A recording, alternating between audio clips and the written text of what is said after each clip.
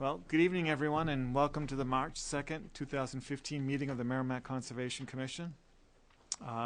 Lauren is not with us tonight and won't make it. She's excused. To my far left, we have Cindy and Matt and Gage, myself, Mike, and Tom on this end. So try to keep things rather informal. So we do have public comment periods. If you'd like to chime in then. We do ask that you sign in. Beyond that, I tend to open the floor up to folks in the audience. But at some point, if I need to, I have to corral the meeting. So I think you all understand that. So it is now 6:33 p.m. for our minutes taker. And I guess we'll get started. So the first point is public comment. This is where we receive comments on agenda-related items. If anyone would like to speak to the commission. Okay. So we'll jump right into appointments. Our first appointment with Eagle Scout, Joe Moroz. He's not able to meet with us tonight and may not be with us until April, but he's planning a project, should be good, and we look forward to it. So then we'll meet with Peter. Peter, you want to come up and join us? So Peter, I ask that you sign our sheet for us. And you can sit first if you'd like.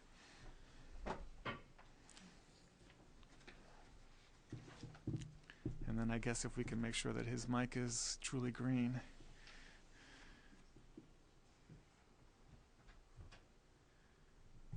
Yeah, now we can hear him breathe.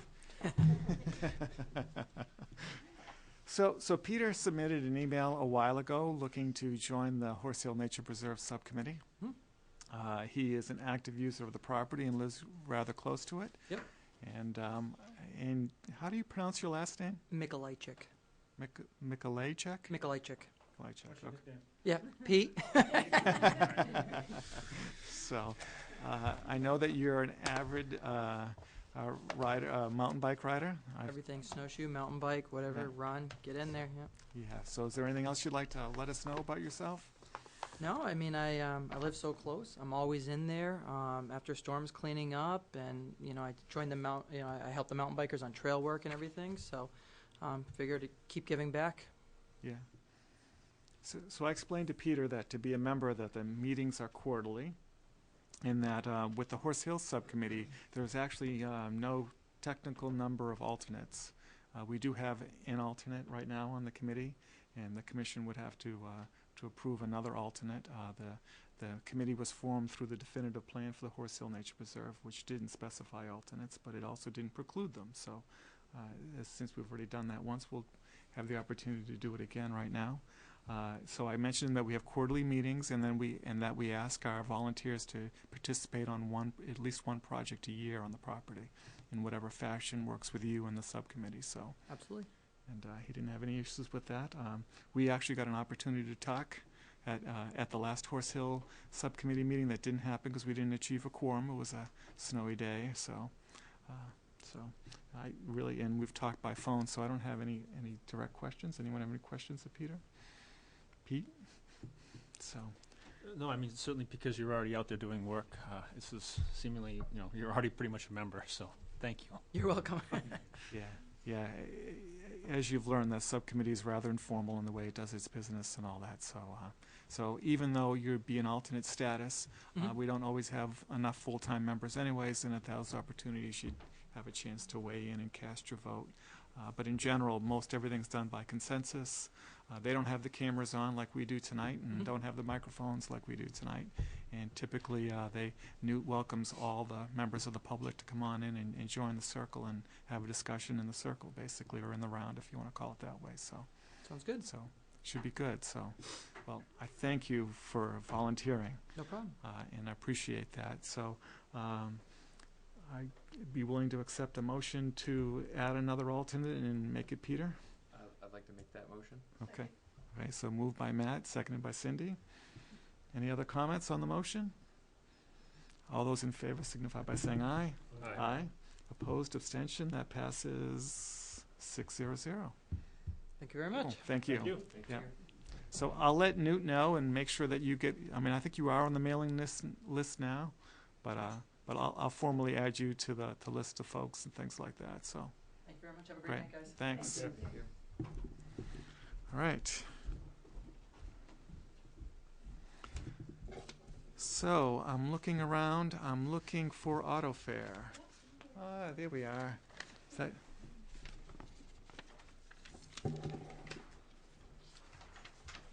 We gotta get a easel, just leave it in here. yeah, we do need an easel. You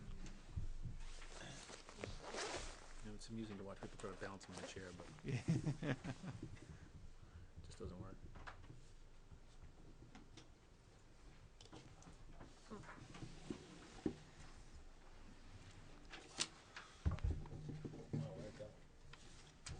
Did we lose something? Uh,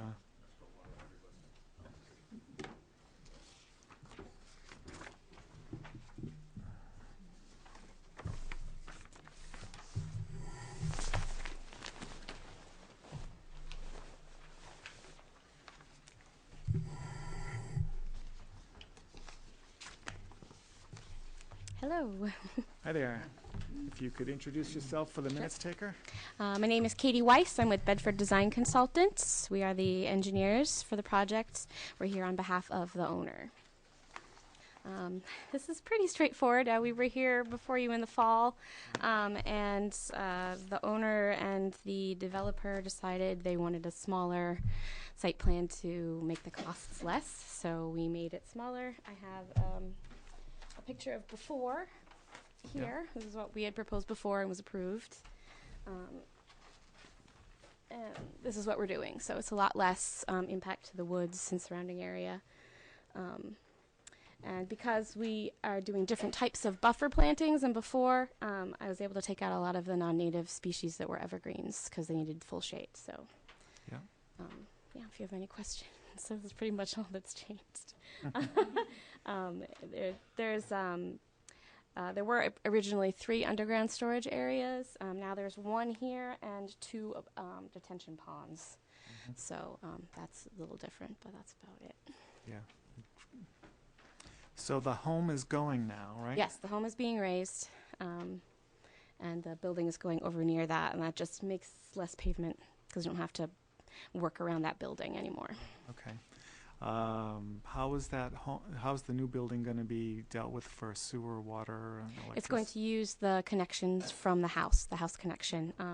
So I don't know if you can see, there's some lines coming in here. Okay. The Yep. sewer line there'll be a manhole and it'll connect into the building, and the same with the water. There won't be a manhole, but it'll Right. connect in that way.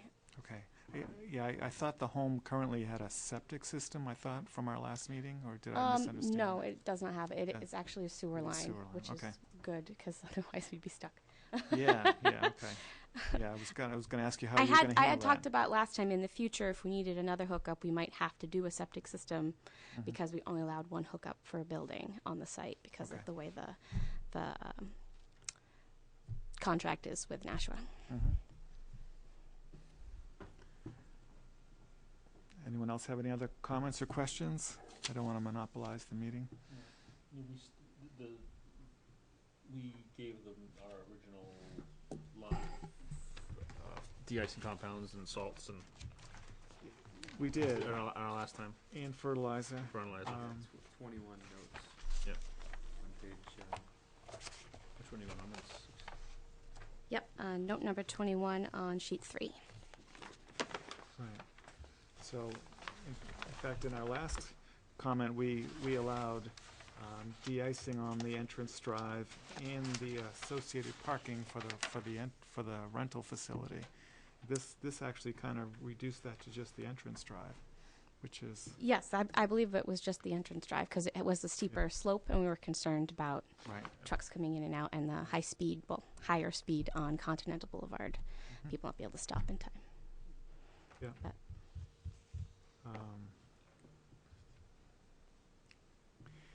Yeah, so some of the other comments were incorporated.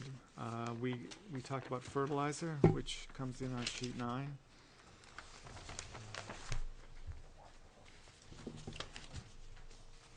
mentioned in a couple different places. I don't know if I got It both of is, them. yeah. So, unfortunately, maybe, let me get my notes here again.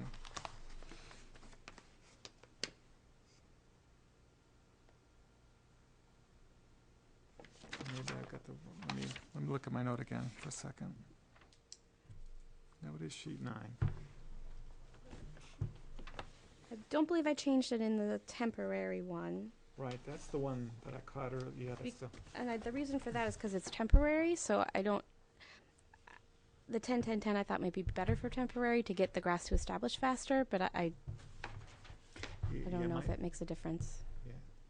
Does it make a difference?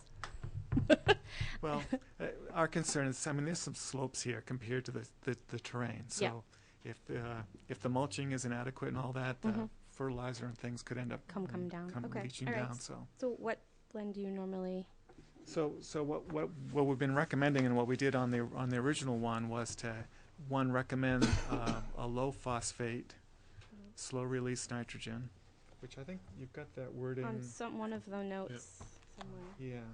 Yeah, note There it is. It's note 19. Yeah. 19 under general construction. So move that down to the seating. Correct. For Right. temporary protection. Okay.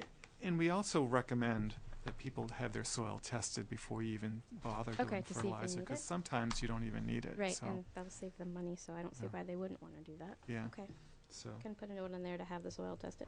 yeah, New Hampshire Cooperative does soil testing as well as a number of other places around if you go looking. So, and I would imagine that that the contractor would know how to get that done. Yep. So, one of the other things that we commented at the last meeting that didn't end up in our recommendation was the use of straw over hay. Did I not change that? I found a spot, 2 spots. So under general construction notes, note 20.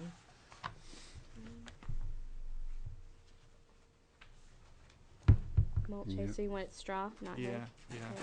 Because sometimes hay introduces extra seeds and other things that aren't Okay. native to the area. Mm-hmm. And then it also appears under erosion control during winter conditions on note 11. It's towards the end of that long note. There it is. But I did notice in the under stabilized construction where you're showing the bales and stuff like that you did have it updated. That's so. just, yeah. Yep. I know it was updated in something. Yep. All right, I'll update it in the rest. So, um, at the last time we were here, I think it appeared that if all the basins didn't catch all the water, that eventually it would run under Continental Boulevard. The water will, the water will come into the basins here, the underground basin, and it will discharge Yeah. out into, there's a swale here. Right. Okay. Yeah. And along the swale, in the grass, there is a catch basin for Continental Boulevard. And there is a break point about here, so any water that falls here or over in this area Yeah. will go this way, and there will be a culvert under the Right, road. yeah, I noticed and then that, no, there's yeah. a catch basin down there that's Okay. not in the road as well. All right. Yeah, I was just wondering if the water was going to make it all the way across Continental Boulevard. No. It doesn't. Yeah. Because we've got, all the Pennachuck water over Yes. there, and we have property on the other side as well that Yes, we we do. own. So. Does anyone have any general questions? You're not paving the top area, are you? Here? Yeah. Yes, that's you being are. paved. Okay. Yes. All right. That was gonna be paved in the last plat too, though. Yeah. Yeah. Yeah. Okay. Yeah. Sometimes you see too many plans. So. Right, that'll be less erosion. And the nice new Right. cars, they don't want them getting dusty. Yeah. So there is a break, though, between the parking for the rental facility and the parking for the employees, right? Yeah, it's here. Okay. So this will be display area for the rental facility and parking for the rental facility. And then up here where it says parking area B here, but on yours, I think it's updated to say Says employee parking. yep. Yeah. Yeah, and there should be in yours, I think, a A line, line yeah. across there, which will be in the lease. It'll say who owns what, and we'll be giving a copy of the lease agreement to the town, so Okay. we'll know who goes where. Yeah, I was wondering what that. I saw that as a condition from the planning board. Yeah. And I was wondering what that meant. So. Yeah, we didn't want to do an easement because that runs with the land, and in case in the future Auto Fair doesn't need this anymore, then there's a weird easement for Auto Fair in there, and then it's easier just to make it part of the lease agreement. So when the lease agreement's over, the land can be used for something else or some other way. Okay. And then I guess my last question is right now when you drive by the facility, you see lots of parking along the access roadway and around the home and stuff like that. I'm assuming Right now now, there's construction going on over here. Yeah. It's pretty crazy. yeah, so I'm assuming you're going to discourage the use of the entranceway for parking. Correct. There'll be no parking in there. They should have plenty of parking now with this extra and the display parking over here. They've got an extra 200 spaces, so it should ease everything up everywhere else on the site. Yeah, I bring that up because sometimes vehicles discharge fluids, and if they're parking over, wet, sandy, dirty areas, it can go not where we want it to go and not Mhm. get caught in the catch basins where it can be. Yeah, I believe everything from about Treated. here up gets caught and put in the system to be treated. So Yeah. just the bottom part here, that sheet flows off. Yeah.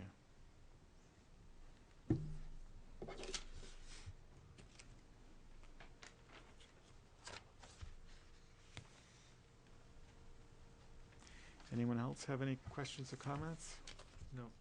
Right, so since this has already gone to the planning board, basically we'll submit a letter like we did last time, and then that'll just become conditions. Okay. And if you have objections to those conditions, you can let us know now as I go through them, or you can bring that up with the planning board. But All right. besides that, they'll end up as the part of the permanent record. Okay. So what I'm going to do then is I'd like to suggest that we reiterate our comment on salt, or de-icing compounds, which is already incorporated in the notes. Okay. And then suggest the changing of hay to straw. And then again, our comments on fertilizer. So it's pretty much Phosphate. what you've heard before. Yep. Anyone else have anyone have anything else? Are you gonna leave, this area here, mostly wooded? Yes. Okay. For now, yes. Until something comes in the future. Is there something planned? Not yet, no. But I know the owner wants to use the whole land eventually, so.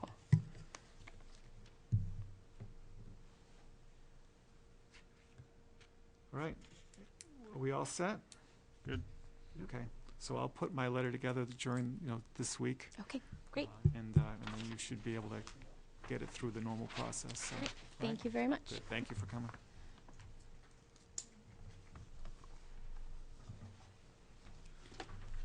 All right. Yeah. Right behind you. Yeah.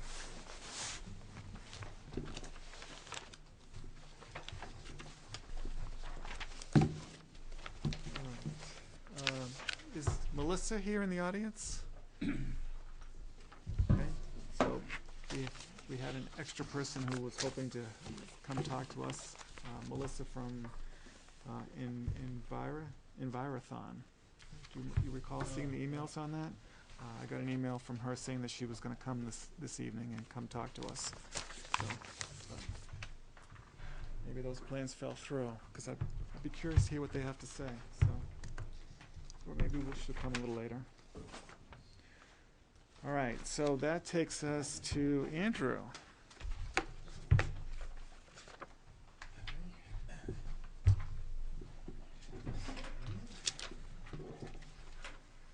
So, if everyone remembers, Andrew's with the Wildcat Falls Subcommittee, and we talked about a new map and trail markers and signage.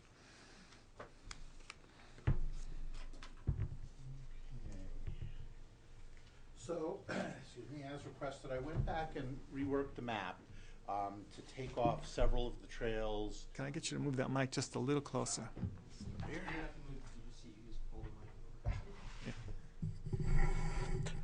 We reworked the map to eliminate several of those older trails that were actually mostly on the state area of the property. So those are not going to be marked. Come spring and summer, we'll look at some mitigation techniques for kind of blocking them off so they don't look like trails. Most of them are actually very old and hard to spot as it is already. So I think if we sort of block them off a little bit, in a couple of years, they'll pretty much just go away. The wetlands area that's along the north side of the river, south side of the river, there will be no marked trails there, even though there is an existing marked trail there. We're going to paint over the blazes on it, and try to block off the entrance to it. So the only pieces of that we're leaving behind are the connector that goes to the highway underpass and the bridges, which is used by a great many people to connect to the high school, the West Chamberlain Road entrance, and eventually the Town Center Trail. And after some discussions with the subcommittee, we've decided not to try to block off the beach trail that goes from the falls to the beach area down below it on the river.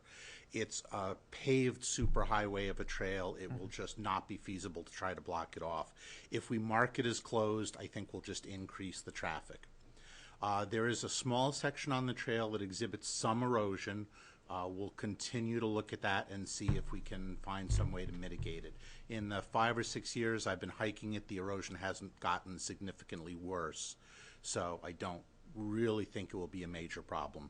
Are you talking about the spot that's the steepness of the hill Yeah, there? the steep spot about a third of the way down the trail. Okay. It's possible maybe to cut a switchback in there if we need it, but I don't think it will be needed. Right. The trail from its traffic has actually been packed down quite significantly. So with that in mind, I've recalculated the signage requirements for the trail and have a reasonable estimate of the number of signs we're going to need. And we, as you know, we have our volunteer corps in the spring to help us install the signs. So what we'll be looking at is 5 numbered intersection signs, which are going to just be 8-foot lengths of 4x4 that will be painted and possibly routed with numbers in them, or possibly just painted with numbers on them. 4 or 5 small miscellaneous wording signs, such as "to parking area," and optionally 10 minor intersection markers. We still have not decided how we want to mark the minor intersections, which are the side trails. They'll probably just be small blazes on the trees. Our total trail length adds up to about 4 or 4.5 miles. So we'd have to calculate how many of the plastic trail blazes we would need to cover that. I don't know how to compute that. So I assume there are some standards on that. We're really, it's depending on the type of trail. I mean, Right. if it's long distance and you can see from post to post, that's great. If it's Right. short, a lot of switchbacks, you're going to have to add more anyway. So our major concern is actually winter time, because the trails that we're putting blazes on are major trails, and in summer they're blatantly obvious where the trail is. So you won't really need that many blazes. In wintertime, however, some of them kind of disappear into the trees because you can't see the areas that are packed down. As soon as we get enough snow melt that someone can actually venture in there without stilts and snowshoes, we'll take a look at some of the areas on the trail that will need a little more consideration. Yeah, because we typically like to go about 50 feet unless there's such a long distance that you really don't need it. Or alternately, if it's shorter, then because the switchback should need more. But so 50 feet over a mile is what, at least 100 markers? It's 100.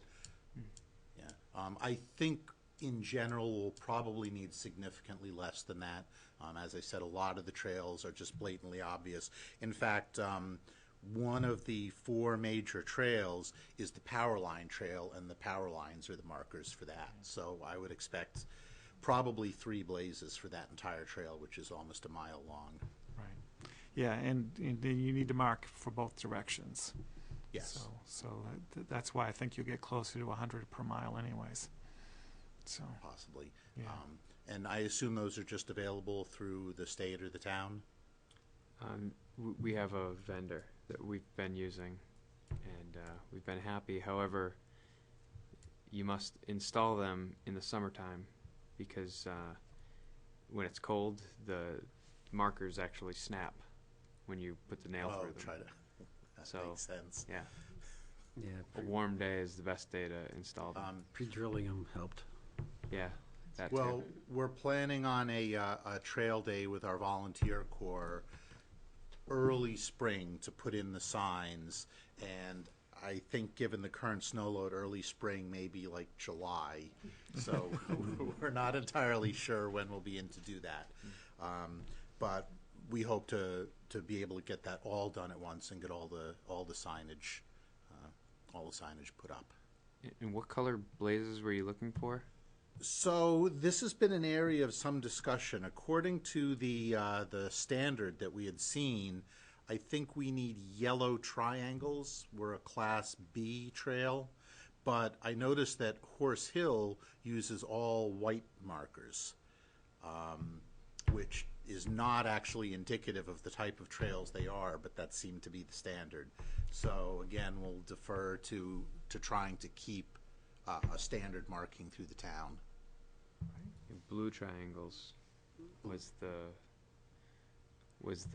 type that marked a Class B trail, Oh, blue triangles, sorry. which was Yeah. non-motorized, all non-motorized uses.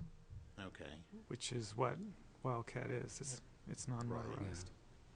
But I had seen on some Class B trails at Horse Hill, they're using white blazes. Yeah, so the white blaze, Horse Hill was done before, so that was a standard that followed the Appalachian Trail, with the white being the main Main, right. trail and the blue being all the offshoots. Right. So that's how that colorization got started. When we got to Greater Woods, we refined it to have a shape as well as a color. That way, if you're colorblind, you can identify the shape. Shape. And is there also a separate marking for a minor trail versus a major trail Yes. anymore? Well, on Greater Woods, we decided to have what we needed to have because there's so many different uses permitted out there to have categories of trails. Okay. In your case, all the trails are non-motorized. There's Correct. really only one category. So, Okay. but there's no reason, well, I guess we have to decide. So would all the trails be blue triangles? Well, would they, or would we have the main road trail be a white trail? Yeah. What's your thought, Matt? Oh, the section from the parking lot to the river access? Yeah. Yeah. That could be, the whites as well. You could, in the summertime, you can see them very well. You can pick them up very well. And with that main trail, the markers are going to be pretty far off the trail Yes. because there aren't any trees Oh, right yeah. along the trail. However, in the wintertime, being off the trail and white, it's just going to blend right in, especially this year. Those markers are going to blend right in with the snow, Right. which is what we're seeing this winter at Horse Hill. Yeah. If it weren't for the snowshoe traffic, people would probably get lost because you really can't pick those up, the white blazes up in the I remember winter. some areas in Horse Hill that are very much like that. They're just through a maze of trees, and it's really difficult to determine where the trail goes. So, I'd be a little gun shy to start putting up a different. We've already got two sites that are marked differently. Yeah. And now we're talking. Well, we can kind of make another bastard run of this one over here. I'd like to. Let's just. Yeah. Stay with the convention and All blue. Yeah, all blue. And I think that we've got Horse Hill that it's its own entity and it was done in its own time. And there's not going to go back and try to change it now. But I think going forward, we have a standard that we all agree to, and it's going to work for regardless of what property we're on with, regardless of the category that we're in. So. I'd like to use that's that. suitable for us. We've agreed to just go with whatever the Conservation Commission decides. Give us our markers. We will put them up for you as needed. Isn't that nice? so we probably need about 400 blue. Yeah, potentially. Yeah. That 4 plus minus miles includes the area that is on the state land. And I know for now we're considering not marking the trails on the state land. So it probably would not hurt to have the markers ready so that if and when that happens, we can put them up. We buy them per sheet, so I mean we're gonna get. If we need 400 and when we cut 5 sheets we end up with 500, or some multiple over 400, we're just gonna, we'll get enough. Okay. So So how are we doing on the blue triangles? We have an entire box that Horse Hill ordered that hasn't been touched yet. Okay. So we have a lot, but I think there's, are they gonna use them on Horse Hill? yeah. That was the intent. Yeah. Yeah. Yeah, the Horse Hill didn't have a meeting in January, so, Is it gonna need more? Likely. okay, I don't know how quickly Horse Hill intends on putting them all up. right, I know they wanted to do it before the winter, but yeah. It didn't So you're- take that long, it didn't take that long to get this, to get them made. no. No, But there It's just pretty wasn't quick. a meeting, and Right. nobody said, What I'm saying is, I'll do you- it. like you said, we're gonna have snow for a while. yeah. We've got some time, All right. so we're Be optimistic. yeah. It might be mud season right then. We can pretty much have them done in a week or so. So we need a meeting to approve, but Right. yeah, yeah, that's what I'm saying. So if we know we're gonna need them, I don't see what's the Right. we just need to figure out what the sheet count is and Yeah. go from there. Okay. Okay. And the other miscellaneous things are, in terms of publishing the maps, I don't know if you would like to take a look at a sample map. I only had a chance to print up one. Sure. I've been traveling for the last few weeks, and I'm about to start traveling again. So again, our plan is to put a large detailed map at the entry kiosk, and then provide a small box with trifold maps for hikers to take with them. So in addition to requesting some small funds for printing the maps, we'd like to get some small funds for purchasing the box and putting a plexiglass cover over the kiosk board to protect it from the weather. Some of our signs up there are getting a little weather beaten. yeah, So- I have the plexi. you do. Okay. Plexi Lexian. Plexi. I have the You have good stuff, huh? the good stuff. It's not worth Yeah. buying the Plexi.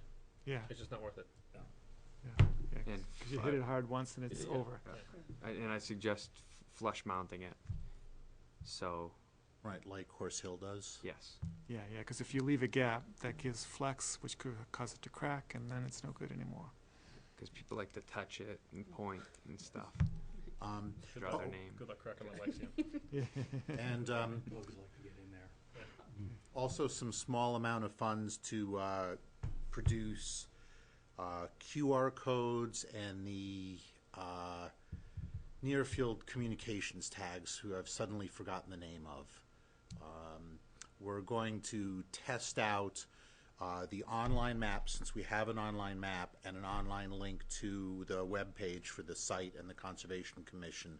There are two technologies for that: QR codes, which I'm sure you've all seen, and a new, it's a small button about 3/4 of an inch in diameter, with a little adhesive back. It sticks on anything permanently. And the new phones that have near field communications, you just pass the phone over it and it brings it up automatically. So we're going to not only have access to the maps, but to some points of interest. Wow, Cool. 21st technology. century. That's right. Just don't write what it is on there. Just put it there. And I think you'll have success with that. Right. If you write what it is, the people that have been going there for a long time are going to be like, this is going to bring people in, you know. You And mean we get labeling those- what the tags are? We get those emails. You don't get those emails. Okay. Save us.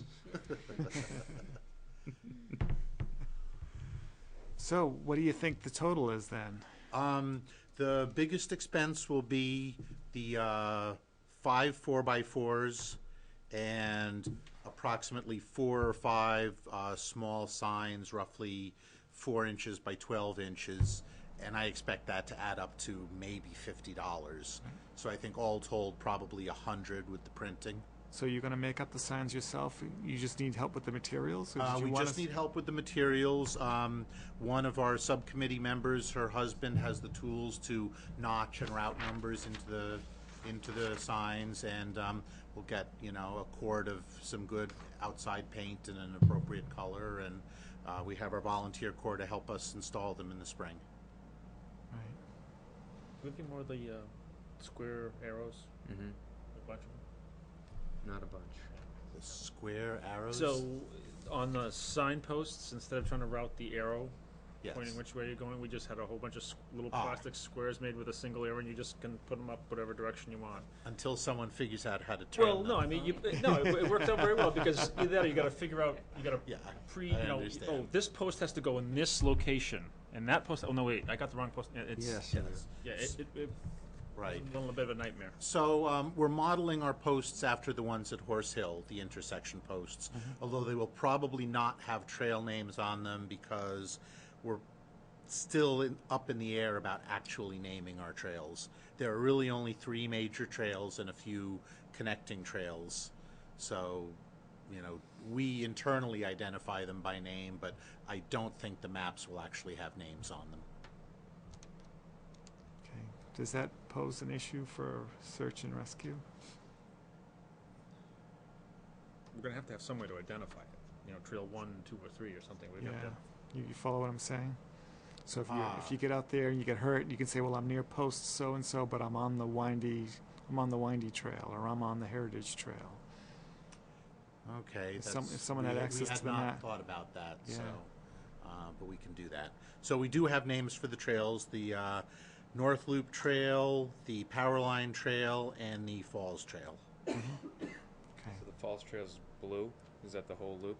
Yes, it's the entire loop. And again, it will be a partial loop because about a third of the trail is on state land. So even though the trail exists, it won't be blazed, and we'll probably leave it off the map, although that's going to make the highway part look strange. And again, we'd, I think, appreciate some guidance on what to do about printing the maps. Our idea was to actually leave the trails in place and mark that area in a different background color and say state-owned land. There are conservation area boundary markers put up at all the trail crossings. Yeah, I'm almost thinking we might want to do that anyways. Yeah. Because we've been trying to work an easement with the state, but that's been slow going. Right. I mean, the fact is, the trails are there. Correct. And Right. everybody knows the trails, and it's hard to see what happens if you walk off the end of the earth on the Falls Loop Trail. Yeah. Gravity check. What do you think, Tom? Do we advertise trails that aren't on our property for the sake of safety and convenience? Yeah, I think you're covered anyway, because of the recreational use, and the state has pretty much the same protections Mm-hmm. as we do, so, you know, it's not gonna stop anybody that really wants to get angry over it and aggressive about it, to do try to do something. Yeah, because I mean, they don't mark their land as, you know, don't trespass. It's not- Correct. It's not marked. I mean, if I was a user, I'd want to see where that trail went, state land or not. I mean, the only thing we can do is, you know, put a disclaimer, you know, not maintained, you know, Yeah, we don't maintain them. not Yeah. maintained, On this point. on this point type thing, just to, but I agree with you to put it there, because you don't want people to get out there and not, and they go, now, does this go through, do I? So we have the boundary markers that mark pointing into the Wildcat Falls Conservation Area. Right. We could put equivalent signs that say state property, pass at your own risk, something like that. No, I Danger. would do something else like now leaving Merrimack Conservation All right. property. Um, Right. Danger, Will Robinson, danger, danger. In which case, we would need 3 of those in whatever Yeah. format Wary we of fees. decide to. Or entering state-owned land. Yeah, right. You know, anything Non-maintained beyond this trails. point is not maintained by the town.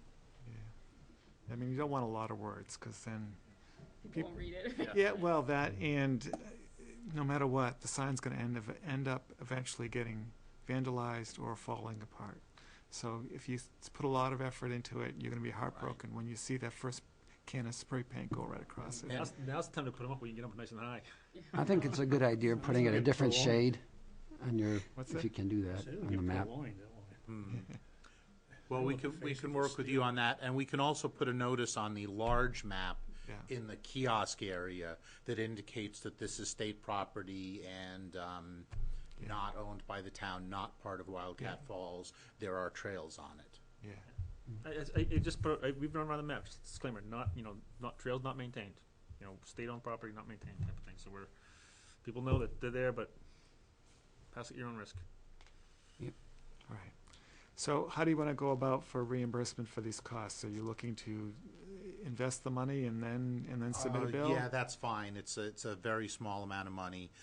When we built the bridge, I just drew up an invoice from Reed's Ferry Lumber. They even delivered the lumber for us. Yeah.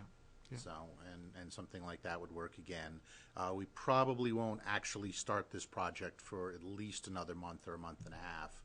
Again, because it's probably going to be 2.5 to 3 months before we can actually get out there and do Okay. this.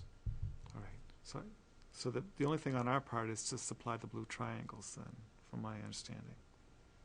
Yeah, the blue triangles and possible wording guidance on these entering state property. Yeah.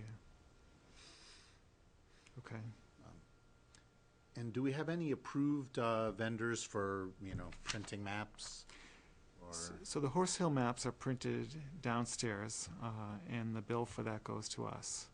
okay. So So we see, if I we provide see, them with the artwork, they can, yeah, so Sue has a copy electronically of the map, the trifold, and when she needs more, she gets an email that says, hey, we need another 1,000, or another or whatever the number is. okay. And Sue gets them done and sends me the bill. All right, I will make sure that I get some artwork ready for her then for the Sound like another trifold kid. and the main map. Yeah, I mean, so, and then she just prints it on regular stock white paper, so. Okay. There is the option, though, to look at having them done by a printer. It may actually be cheaper.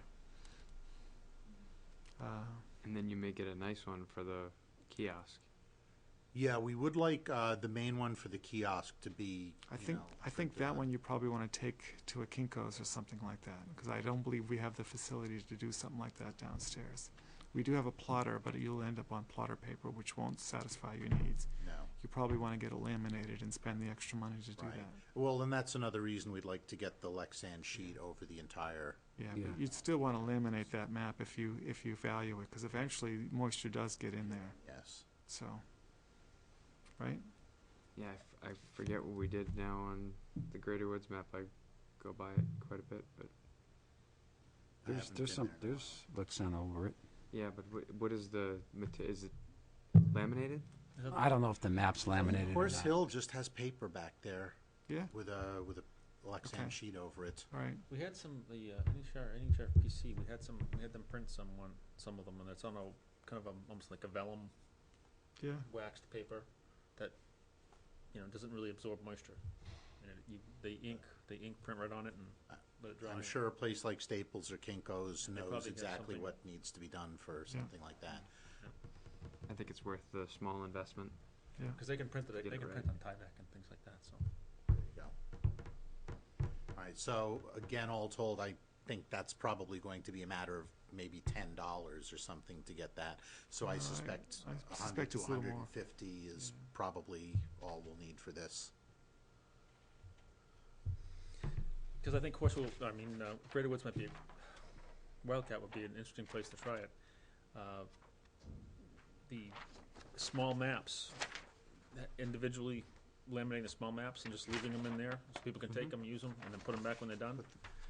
And I wouldn't have thought wouldn't have thought it worked, but I was down visiting a school a while ago, and rather large park, every kiosk had laminated maps, and Return they were them when you're well done. used. I mean, they were well used, but returned.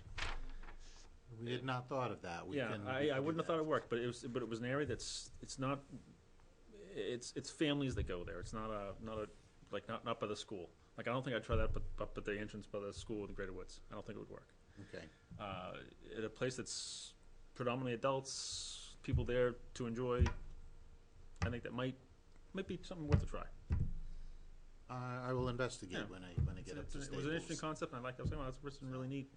And we will also provide an electronic copy of the map, both as a PDF and a downloadable GPS GPS, file yeah. for the town website manager to put on our website. Yeah. Is there anything there now? No, Okay. there's a couple of pictures of some of the trails. Yeah. Sound like a good plan? So, Sounds yeah, so when do we want to make sure that we've got enough blue markers? Do we want to start that process now, or do you want to wait and talk to Newton and see where Horse Hill's at? Do we know we have enough for Horse Hill? Do we have what they need? Yes. no more. We have, they requested Right. some number, and we were just below that with the order that we placed because of the number of sheets, you know, for Right. triangles per sheet. Yeah. And we figured we might have a little more between Greater Woods and Horse Hill to make up that difference if they were needed. Mhm. So, from what they wanted, they have a Just- little less than what they need, Okay. what the forecast was, but I think it will be enough. Mhm. Do we Is wanna- there any other material they have that's not as brittle as that blue in the cold? I don't know. There were two different materials that he quoted us on, and the other was very thin. It's probably more durable because it doesn't have that break factor, but it's not as good looking. It's almost like what you'd see like a folder, like the vinyl folders, Yeah. and it's probably more flexible and may Wilt. distort. Yeah, exactly. It may end up as a So for starters, we'll probably Rhombus. only need about half the number you think we need because of not marking the state land, and some of the trails, especially in summer, really don't need very many markers. So, Can you look at what, because you have all the quotes, right? Yeah. The original quotes? Mhm. Can we just look at what it's gonna take to get, you know, if we're saying half, so go to 300. You know, we get it, we'll cut as money as we need for 300. Sure. And see what that price would be, and then we can look into materials also before we get it done to see if there's something else maybe we need. So bring that to the next meeting. Yeah. Yeah, If okay. you don't mind. Yeah. Mhm. All right. So we'll take care of getting you the blue triangles Okay. for the time when you need them. So. All right. So so basically, then I guess we need a motion for a not to exceed number so that he can go to work, and then we'll cover the bill at the end. that Separate sound- from the blue triangles? Correct. Okay. And to approve the overall concept. I think 150 would easily cover everything, not to exceed. So you want to say 200 just in case? All right. Then we can come in way under budget. I think Yeah, I think it's that's a great fine. investment for the property that's been neglected for so long. So. Right. And certainly where we have a lot of activity, for the actual promotion of the property, I'd like to take advantage of it. Yeah, yeah, right. All right, so we're good with the concept, and Go we're ahead, good, and we're good with the $200 mark? I'll make a motion that, so not to exceed $200 for Wildcat Falls. All right. Moved by Mike, Second. seconded by Matt. All those in favor signify by saying aye. Aye. It passes 6-0. All right. Thank you, and Thank you. thanks to the subcommittee. And within a couple of weeks, I should have, excuse me, some camera-ready artwork for the maps. Yeah, okay, great, cool, thank you. Thanks for coming back. Thank you. And again, thank the rest of the subcommittee for all they do.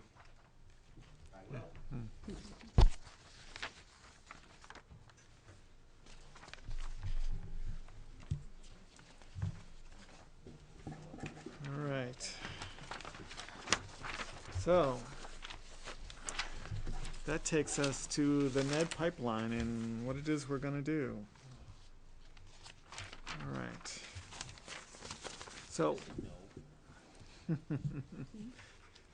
so what I'd like to do is handle Jeff Littleton and Moosewood Ecological in the study that we want to do and get that done and kind of work that through. So does that make sense? All right. So, as you know, Gage, Mike, and I have been working with Jeff Littleton and included Paul McCallie a little bit for the legalese stuff to get a statement of work together and a cost together to do the environmental impact study that we're talking about having done. And we have a draft SAL that I've circulated with everybody and a cost. And Gage has a few updates. You have them there? Yeah, I have it here. You have, I don't bring a copy of that. okay, It's electronic, so. all right. Do you want me to put it up on the screen? Does everyone have a copy of it? How do you want to handle this? Oh, I don't have a copy with me. All right, I printed a copy, I just have to find it. okay. Matt, are you all set? It's from, I can have it on my computer, but I can't get on the internet. can't get on the, oh, the network's not working? Wow, Limited access. yeah, I've seen that before. Can you hijack to the library? It won't get there. No? Already tried it. All right, so I have these two copies. One's a little crunched.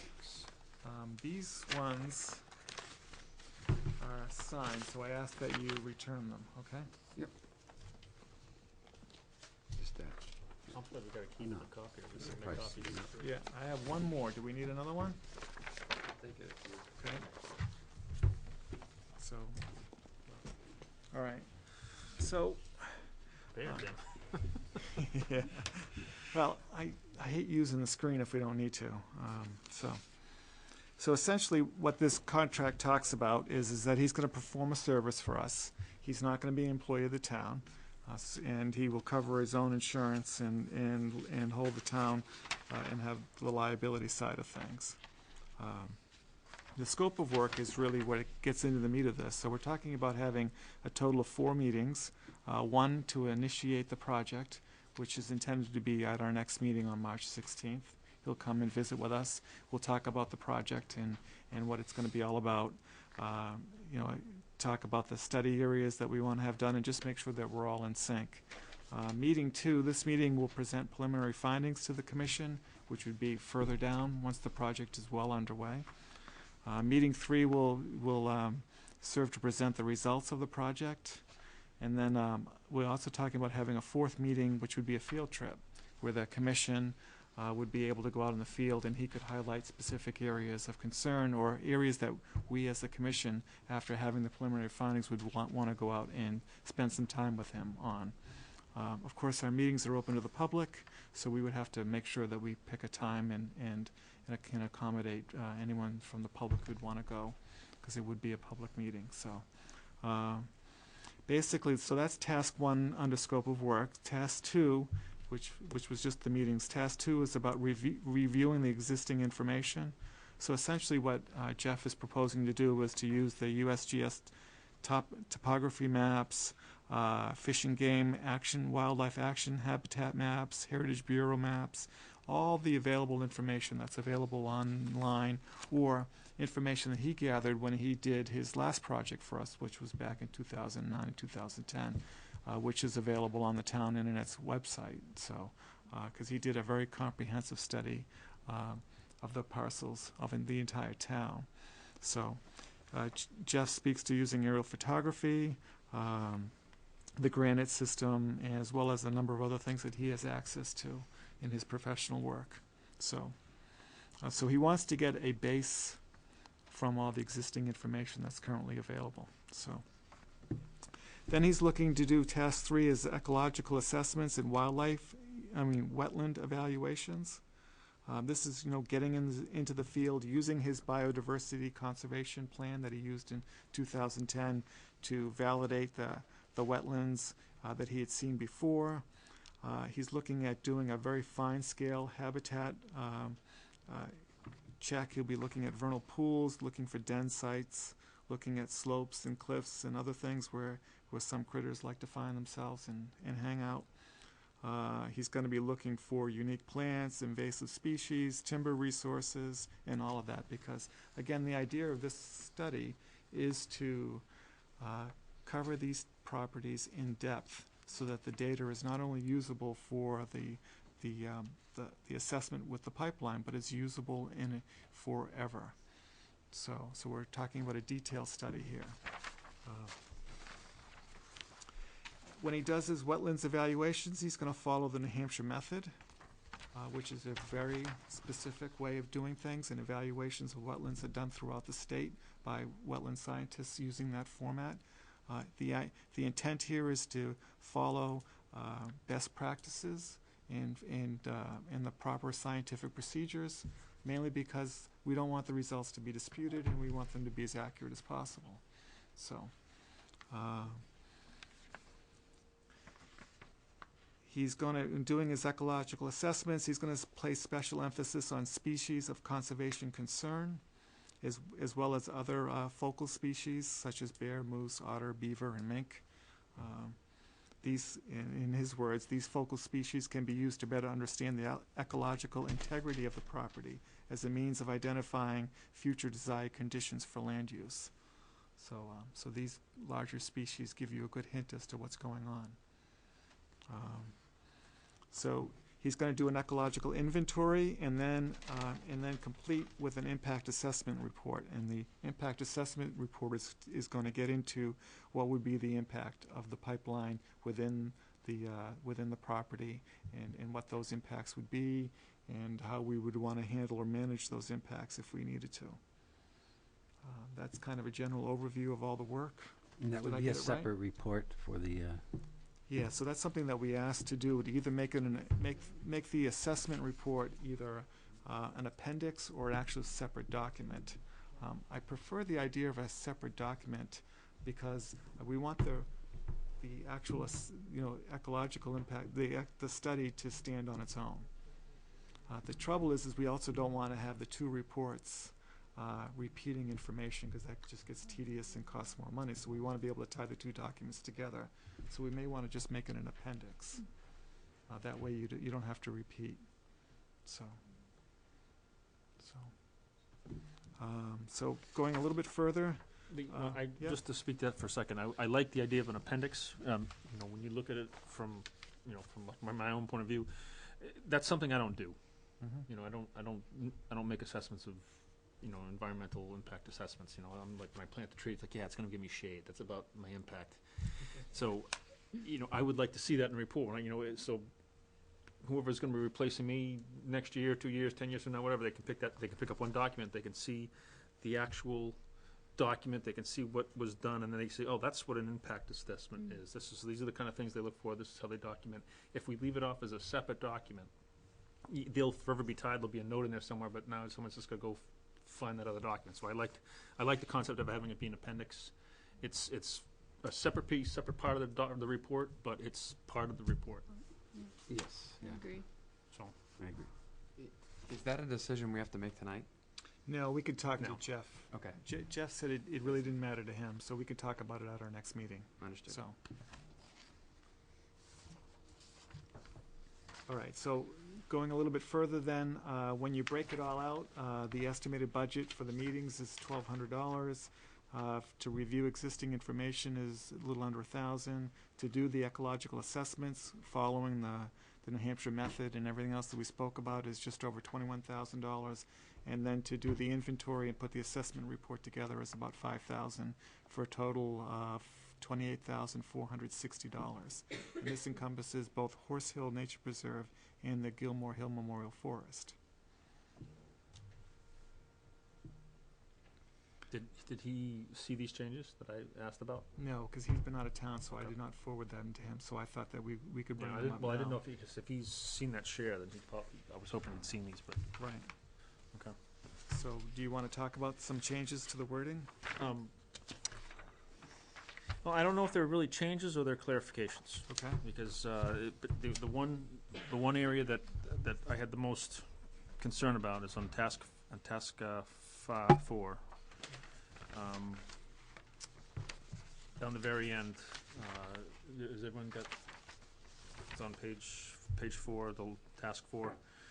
On the very last line, this will require an extensive scientific literature search and review to better understand the known potential impacts by the proposed project. And that was the statement. And I wanted to add, I'd also like to know about the impacts during the installation. I mean, because they're not going to they're going to put a pipe in, but that pipe is, if it's 36 inches wide, it's only 3 feet wide, there's going to be a lot more equipment in there to making an impact during that installation. And then also, I think we should also know about what's the buffer zone, the emergency buffer zone, or the blast zone, the incinerization zone, whatever you want to call it. That's where, that's a big space. Yeah. And certainly anywhere that there's the potential for that kind of damage, I'd like to know what's in the whole blast radius.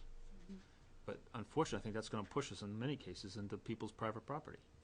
Yeah. So, and In all cases. yeah, in all cases, and I think that, but, you know, I don't wanna negate those areas. And I think they're important, whether it's an assessment of wildlife or, okay, you, within the blast radius, you have, you know, you get 70 houses. Doesn't really belong in this report, but somewhere we gotta document that, I would think. Somebody does. So, Yeah. but also to that end, you know, if Jeff sees something that's interesting and it wanders off into someone's private property, I think we're gonna have to have some way of allowing him to continue that trail. I don't wanna say, okay, here's the property line, you're done. You know, keep moving. Right. You know, if we have something, it's like looking at a map and it draws a line, okay, that's Amherst, we don't know what's on that side now. It's like, well, I need to know what's there. I mean, the blast zone would seem like it's beyond, you know, what the report can handle. We are right. That's what I'm saying. It takes the focus of this report and from here to you know, it's huge. And maybe he can make an assessment of, you know, this is okay. You're going through a rocky area. There's nothing predominantly here. This is an area that you can just, you know, yeah, it's going to be leveled and flat, whatever, but it's not really going to have any impact. So it may be worthwhile for him to, if he can identify areas that these are areas that maybe need more assessment. And I'll make statements in the report of areas that need to have further assessment for the potential blast zone or something. I don't know. I was looking for something. So go ahead, Tom.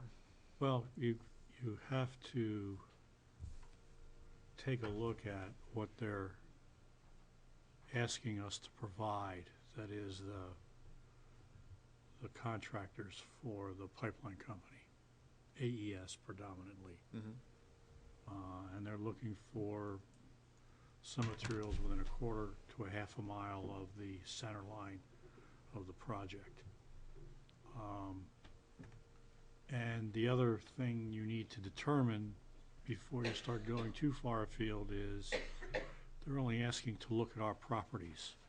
They're not asking to look at the private properties because they've already asked those private property owners for the ability to look at their properties and make those same assessments on their properties.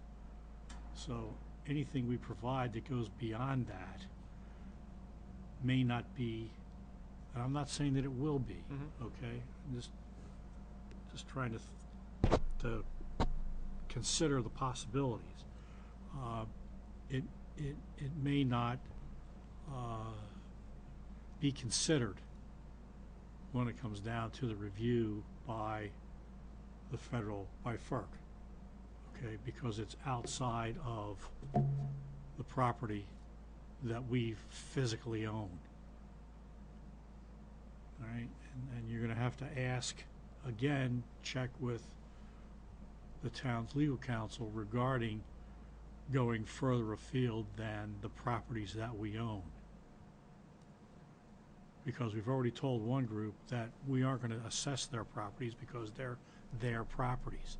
They're not our properties. That's their responsibility as the property owners to do that under this project. Okay, so it's, Yep. You have to make those kinds of consultations before you start blowing this thing out. Okay, to that boundary. Okay.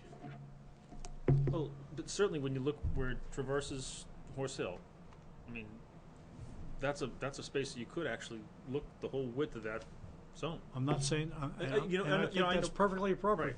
Right. Okay, because after all, we own it. Right. Okay, the town owns it. Yep. Okay, so that's an entirely different example than what you were giving before about spreading it out over the. I'm not a physical assessment, but you know, if Jeff's doing his job and he finds this rare plant and there's a field of it, Yeah. and it migrates up this hill and into someone's property, I mean, the whole of that I wanna know about, of the whole of that. I don't wanna know, oh, it doesn't stop there at that property line. It doesn't care about the property line. So I'm saying, when he comes across items that are potentially impacted, I don't want him to just stop at the property line and say, okay, we need to have some kind of marker that, okay, it continues on into private property or something. I mean, I want him to have that ability to, You would need some kind of permission slip from the owner or something. right.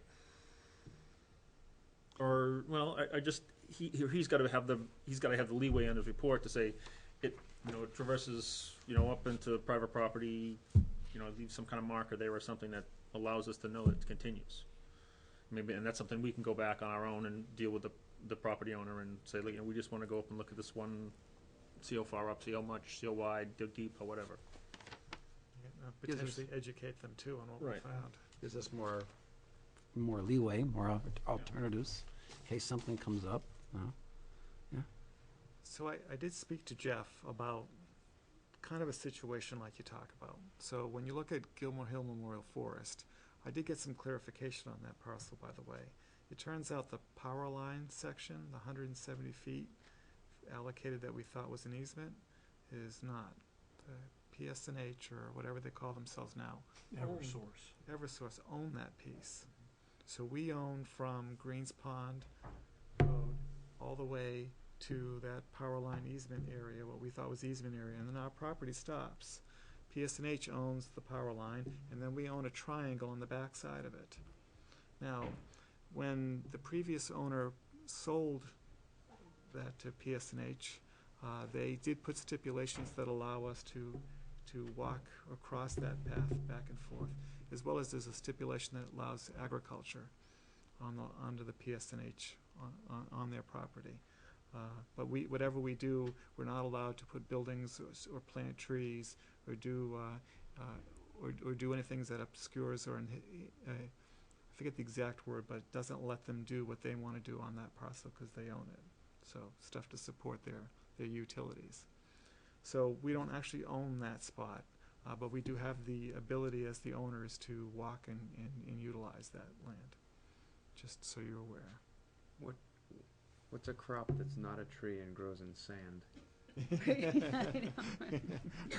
Well, obviously we haven't been planting, have we? Yeah, right. We've been not tilling the soil or The anything. so- Israelis, they might have some.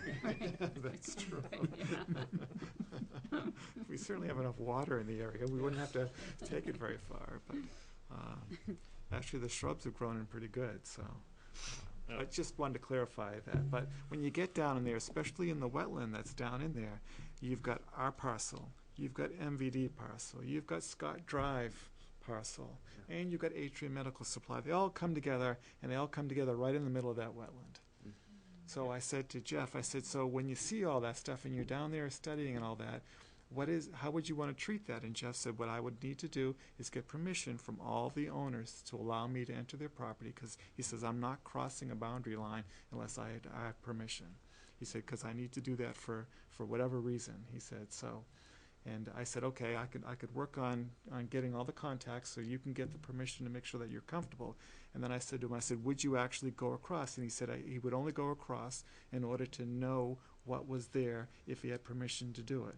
To know that if the wetland went further, or if he was in the middle of a vernal pool, he would cross the line to see what else was there. But he would need permission, and then he warned me. He said some people give less permission than others. Some people may not allow him to overturn a rock or do something. He went to an extreme, but some people don't want you tampering out there, but they'll let you walk out there. So what I've done is I have located the contact person for Atrium Medical. We have the contact for MVD. MVD has given us permission and our consultant to do whatever we believe is necessary out there. I have spoke to the president of the Scott Drive Homeowners Association, because they own the parcel that is on the opposite side of the Horseshoe Fishing Game, and that comes down into the wet area. They own that whole back area coming off of Scott Drive, which is the high point there. So I believe I've got contacts for all the property owners. I did speak to the president of the Horseshoe Fishing Game Club. He is also in an email giving Jeff permission, but Jeff said he'd like to do something more formal. So and he did warn Jeff that he needs to know ahead of time when Jeff could potentially be out on his property, because They're a shooting range, and he would not like to have an accident happen out there, so. So I've also provided Jeff's contact information to them so they could pursue their own activities with Jeff if they wanted to, which you would think the economy of scale, if Jeff's already going to be in Merrimack, would be cheaper for them to allow them to do that. Hopefully that reflects on us as well and our costs. So, but that would be a separate business transaction between Jeff and the Horseshoe Fishing Game Club, because they have very large concerns about what's going on too. For a number of reasons, but a lot of them evolve around forestry too. They wanted to harvest on their property and have that be a sustainable forest to provide income for them. So that's kind of what I've done around that. I have not explored property owners around Horse Hill Nature Preserve. We do have a relationship with the Bowman. The Bowman, a tip of their property is within the 400 feet area. But that's also out in the middle of White Pine Swamp too, so. That's where the turtles are. Yeah, and I have not gone in and spoken to the other abutters to the north, like the folks who own the corral and stuff like that. I haven't spoken to them, so. But to get permission. So Jeff's basic comment was he'd like to have the permissions in place so he could walk, but he's really doing the work for our property, and the walk would just give him the ability to know that the wetland does extend further, or no, it stops. Or, yes, I saw these species, and then I didn't see any more of them, or something like that. Right. So he would not be doing studies of their property unless we specifically wanted to pay him to do that. So, does that sit well, it's not well with people? Makes sense. So, I'm going to query the attorney Yep. about that. Yep. To make sure that we're not running into some of the things that we had talked about before, where you can't serve two masters on the same job, because there might be, if there is a dispute in there, then you got the same guy caught in the middle on a dispute. Right. And you're paying him for one thing, and you know what I'm talking Yeah. about. Yeah, Okay. absolutely. Yeah. Now, the other thing on this, and I don't see it in here, as part of our action that we took last Thursday night, the allowances that we're making to AES and the others is that they provide us with whatever they find on the properties, so that we can compare what we found with what they found. Right. Okay? So, but there's nothing in here about what happens or how we retain his services to deal with AES with regard to those areas where we may find something different or they interpret something different. How those, what I just have on here, my notes is dispute issues, Yeah. okay, Mm-hmm. between the two reports, okay? And there's nothing in here that deals with that particular issue. Yeah. Okay? So I guess we'd want to talk to Jeff about that then, Yeah. when we have him here. There's other language in here which I suppose would cover it, in terms of, additional services Right. may be requested. Yeah. But I think it would be prudent to do something more specific with regard to that, since we're making that request of them, of the consultant for Tennessee Gas and Kinder Morgan, for access to whatever they develop. Okay? Mm-hmm. And there may be legitimate differences in there because of the way they may have conducted the study or whatever, and,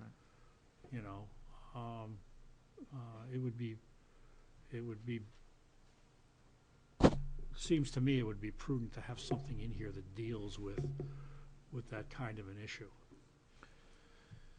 And again, it's the same thing, let's check with the lawyer and see what the lawyer considers viable, or whether we even need it, let's put it that way. I guess that's the easiest way to put it. Well, Do we need something like that in there? Well, can you do that part? Yeah, I can. Because I don't think Jeff would have any issue with adding a line item you know, as, you know, at a cost per hour for consultant services. You could just leave it be down at the bottom. It doesn't affect the contract at all. It's just the value that we can add when we need it. Yes. Well, yeah, but I think it's better Right. from our standpoint that we have something specific Right, in it. that's what I'm It says, saying. in case there's a dispute. Yep. Or a difference of opinion, or whatever, okay? Yep. You know, that, you know, and, you know, there's some boilerplate someplace in somebody's computer system in the law office that'll have that already taken care of, to deal with it. So, you know, I'm not gonna sit here and try and wordsmith it, but, you know, you get the intent of what I'm saying. Okay, I just think it's for our own purposes, in terms of clarity of what we want, of what the Conservation Commission wants him to do, and what his likely responsibilities are gonna be once he does it, Yeah. okay? That it's not just, here it is, I'm gone, okay? Then, it's best to put it in up front. Okay, makes sense. Yeah, I can talk to him about that this week too. He may already have something that he's used in the past. So, Yeah, because I mean, it might be worthwhile for him to make a presentation in front of the town council as to this is, you know, once this is done, you know, this is what's in your backyard. I mean, just for your own Yeah. edification. Well, I think that that's what, we would want that. Yeah. well, that's kind of why I thought we would put in the meeting where he would give us the results. Right. I mean, the meeting doesn't have to be a commission meeting. It could be a town council meeting Yeah. with the commission. It could be a joint meeting. Yeah, the last one, the Right. preliminary findings and final report. And we get the MVD in, and we, Yeah. Yeah. you know, the other major players involved, and, Right. all right, guys, here we go. Because last time we did a big deal with the biodiversity plan. That was a big meeting. A lot of people attended. So. Okay. Nobody saw it. All right. So, any other comments on this? Well, so Gage, did you say you are going to work on revising that sentence a little bit in Well- that test, just to make sure that he's covering, like you said, the placement of the pipe, any blasting, what effects that Well, would have? do we, is particularly was walking through our property, do we want to have it cover the buffer zone, the emergency buffer zone Within our property. within our properties? I mean, Yeah. It's right there, you know, yeah. Yeah. I'd say definitely. and I'm, you know, that's gonna be a factor that potentially may change the price. Mhm. So we just have to, and that, so that we're gonna have to rely on the, you know, Kinder Morgan or whoever to give us what that actual radius truly is. Well, see, I mean, there's the, yeah. you're not going to get. Yeah, we're gonna get a value, and so, I mean, but it has to, somewhere it stops. Well, that's a question you can ask him on March the 26th, Yeah, because which I'm sure you won't be the only one. Yeah.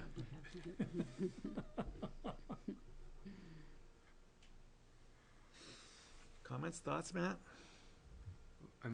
My thoughts are he's going to cover outside of just the proposed Yeah, the actual study covers the entire covers parcels, the entire parcel. both of them. And like So- Gage said, you know, it would be nice to know outside of that parcel in certain areas.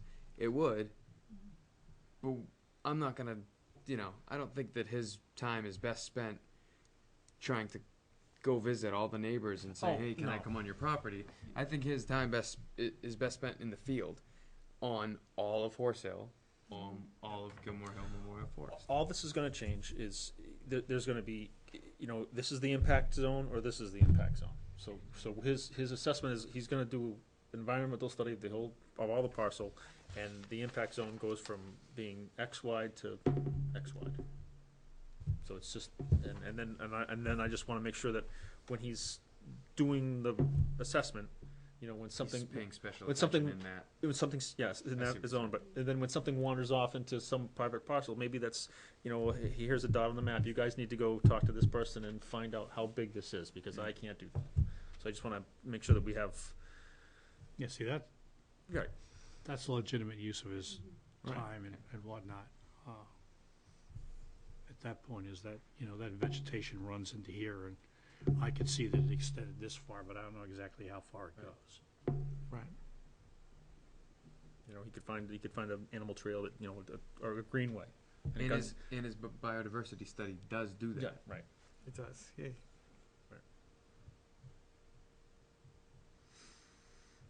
So there was that comment, and then the only other comment is like we said, we wanted to break this down into two separate, they're gonna be individual plans of Gilmore Hill and then one for Horse Hill. It's not gonna be one report that couples both properties together. I like that, yeah, that's a good idea.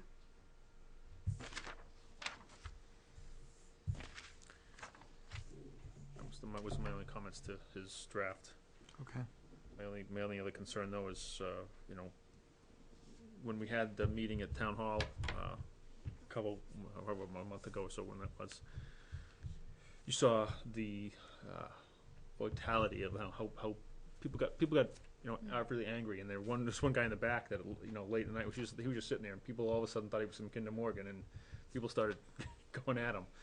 And we need to make sure that Jeff's got some kind of set schedule that we can tell the police and we can tell people that where he's gonna be and what's going on, because I don't want him out there alone and people thinking he's from wherever, and, Good point. Yeah. he's working on our behalf on a valid, He good can get a, project. he should get a tag from the PD. Yeah, he should get some, Tag. yeah. From the PD, Yeah, he'll also have an intern as well, so. yeah. We won't be alone here. Yeah, we'll have to, Who thought he was safe from that sort of stuff because there's no more draft. that'd be great. I can't wait to see Jeff with his beard and his slightly long hair. Yeah, that's what I'm saying. He's he's an interesting looking guy. So I just want to make sure people know who he is. Right. And so for the timing of the final report to be determined, we can just leave that and he'll work with us if, Yeah. something is accelerated, we said, we need this now, So. this reason or that reason. Right, exactly. Okay. And he said that he'd be happy to put together data in a more preliminary manner. If all of a sudden we felt that we needed to have something in July for a meeting, or we thought something was going to happen, then we could get it. But he would originally we were thinking of having the report in June, but he likes to do most of his field work for all his clients from April to June. Okay. So he does have some other projects going on, and he wanted to have June left open so that he could do field work if he needed to. Mhm. Okay. And then have the report either due in July or August. Mhm. So that way we have it at least ahead of when Tennessee and Kinder wanted to support or supply their original application. But I would suspect in that time frame, scoping meetings are going to be going on, so we might want to have some data from him before that to support scoping meetings. We would like to have a general overview as soon as you can get it to us so that we can put the materials together that we talked about last Thursday night and get those ready to go. Yeah, I think we have a lot of that general stuff already. It's a matter of figuring out to what depth you want to go, what that you and the council, Eileen and the council want to get to when it comes to supplying information, because we have a lot of data. So, because I don't think we want to nitpick and say there's a wetland here, but there's not one here. I think we want to say this is a wet area. Right. Okay, and the specifics of where the vernal pools are and stuff like that, you have to do field work to get if they want to have it, or they can wait and they can see what we come up with. But I don't suspect they're going to wait. So that'll be part of their survey work. Yeah, because the letter we sent, we are drafting to send to FERC contains general statements about river crossings, Yeah. protected properties, endangered species, those sorts of things. So, which is just a 50,000 foot look at it. Mm-hmm. But we talked to Eileen and the attorney and see if they want to get down lower to like a 20,000 or 10,000 foot level. And talk about specifics or not necessarily definitive stuff, but we found these things. Because, of course, we can just attach the reports that we've already done to this whole thing and send Oh, that in that's- with it too. I was So that's considering that that's as an the option. piece. I mean, But- we can always send the definitive plan and the master plan and the ecological assessment that was done 10 years ago and say, Yeah. here you go. Because that, and we have wetland systems maps, which Kyle already has anyways. He's got all that in the GIS system. And say, here. And just let them know that, you can look at the dates as to when these were generated. Yeah, We are now updating them right. as part of this process, but this is just to give you a heads up of the extent and Yeah, the nature of some of the issues that we're dealing with, or that you're going to be dealing with. correct. I would propose that's the right avenue to take. Yeah. Say, this is the existing information we have in its general form. They've been publicly available anyway, so they would be able to find those documents if they wanted to. They all they do is go downstairs and get them. So, and say, here. Yeah, but getting more nitpicky than that, I don't suspect No. we should want No, to do that. No. And frankly, I don't have the time. So, Well, yeah, there's that. well, yeah, unless someone wants to start paying my salary and tell my boss he has to wait. So, or maybe make me an employee, because that might happen too. Have to happen. So. Well, you've been off the council for a year, we can do that now. More than a year. Yeah. So, yeah, I don't think you want to see my bill. I'll leave it at that. All right, so we'll have Jeff here at our next meeting. What do we want to do between now and then? Because I suspect Jeff wants to get started. So do we want to go forward with a not to exceed number? Do we want to go forward with a time and materials number? And then work the fine details at his next visit? Or do you want to have this thing all meet and negotiate and button it all up before he comes to see us? And then do everything as a change order? You know what I mean by that? Comment a change order? Be separately negotiated thing? Do you think that this may change the scope? I I don't know. I wouldn't think it's going to significantly change the scope. No. I mean, it's Yeah. he's going to be doing impact assessment of Yeah. 40 feet or 60 feet. So I mean, Yeah. whatever it is. So if we kind of like we did the water level management, we get approve a value, and if you're going to operate as the prime, give you the opportunity, give you the ability to operate at 10%. That'd be great. Or a max number, whatever you want to do it. Well, yeah, I'd say 10% of that number if it's. Right. Yeah, not to exceed. And Not if to it does, then we come back for Right. approval. That seemed like. Right. Is that a motion, Gage? Yeah, I'll make a motion to accept Jeff's proposal with the approved changes for his final value, plus, and then give you the option to operate at a value of plus 10% if necessary to sign this contract. It's going to come out of Fund 53. 53. I'll second. All right. Any more discussion? All those in favor signify by saying aye. Aye. That passes 600. So I will move forward with Jeff on that. So that's Jeff. So we now have a consultant on our way. All right. Yeah, can I get the signed copies back, please? Since they're not exactly accurate anymore. Great. Thank you. Grab mine, right? Yeah, I did. Not Okay. mine, but the ones I had. All right, so that's only part of the picture. So let's, I guess, talk at a higher level. So what does the commission want to do in regards to this pipeline, if anything, in all the various facets that are going on with this? I.e., do we want to make a comment or put something together to address FERC? Do we want to address Kinder Morgan? Is there anything, what's your thoughts? What's your where do you want to go with this? Do you want to make comments on the survey letter that the council is moving forward with? We are the management bodies for both parcels. By Gilmore Hill, we are, as you all know, or at least I think most of you know, we're deeded as the management body in the Gilmore Hill and Horse Hill. We are the management body by the definitive plan. So I suspect the council would certainly hear what we had to say. Yes. So, you know, where do you want to go with this? Or do you want me to start, want to pick them off one by one here? Well, just so there's no, people know exactly where I stand, we're the Conservation Commission, and for that simple fact, I don't want any construction in conservation property, period. And, I mean, I know it's maybe seemingly short-sighted, but I cannot believe that that's the only path, is rooting through conservation property.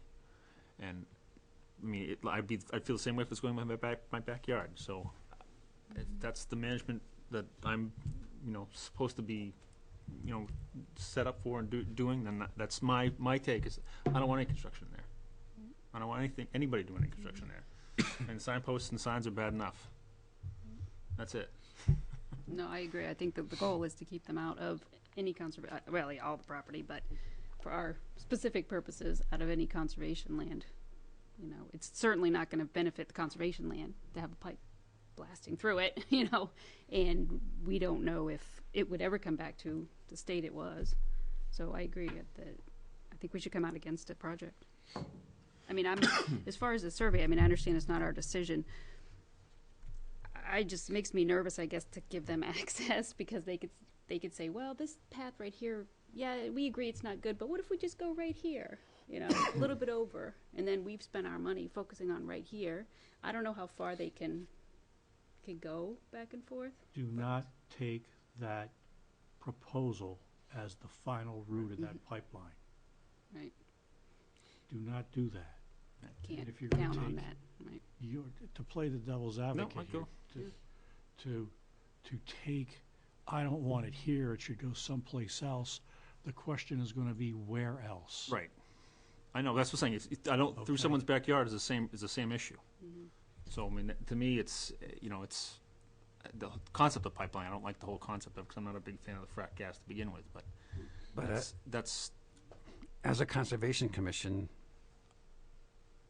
right. we're dealing with our conservation land, and that's what we're supposed to be here Right. to protect. Mm-hmm. Yeah, I mean, I don't. Whether if that runs a pipeline over someone's property, that's not desirable, but we still have to protect Yep. our land. That's, I don't know, you know. I mean, I It's a don't think tough we have thing, to but- say you should go over here, because that's really their job. You know, we're not going to give them Yep. an ideal route to go through. You know, I mean, that would make it easier probably on us if we said, oh, here, go to this path. But, you know, as far as this conservation property, you know, it's town-owned, and I think we need to protect it, first and foremost. Matt, turn on the mic. I know you want to say something. You know, as Gage was saying, you know, we've had meetings to close the trail for mud season, so we don't have a 1.5 inch impact on a 3 foot wide trail.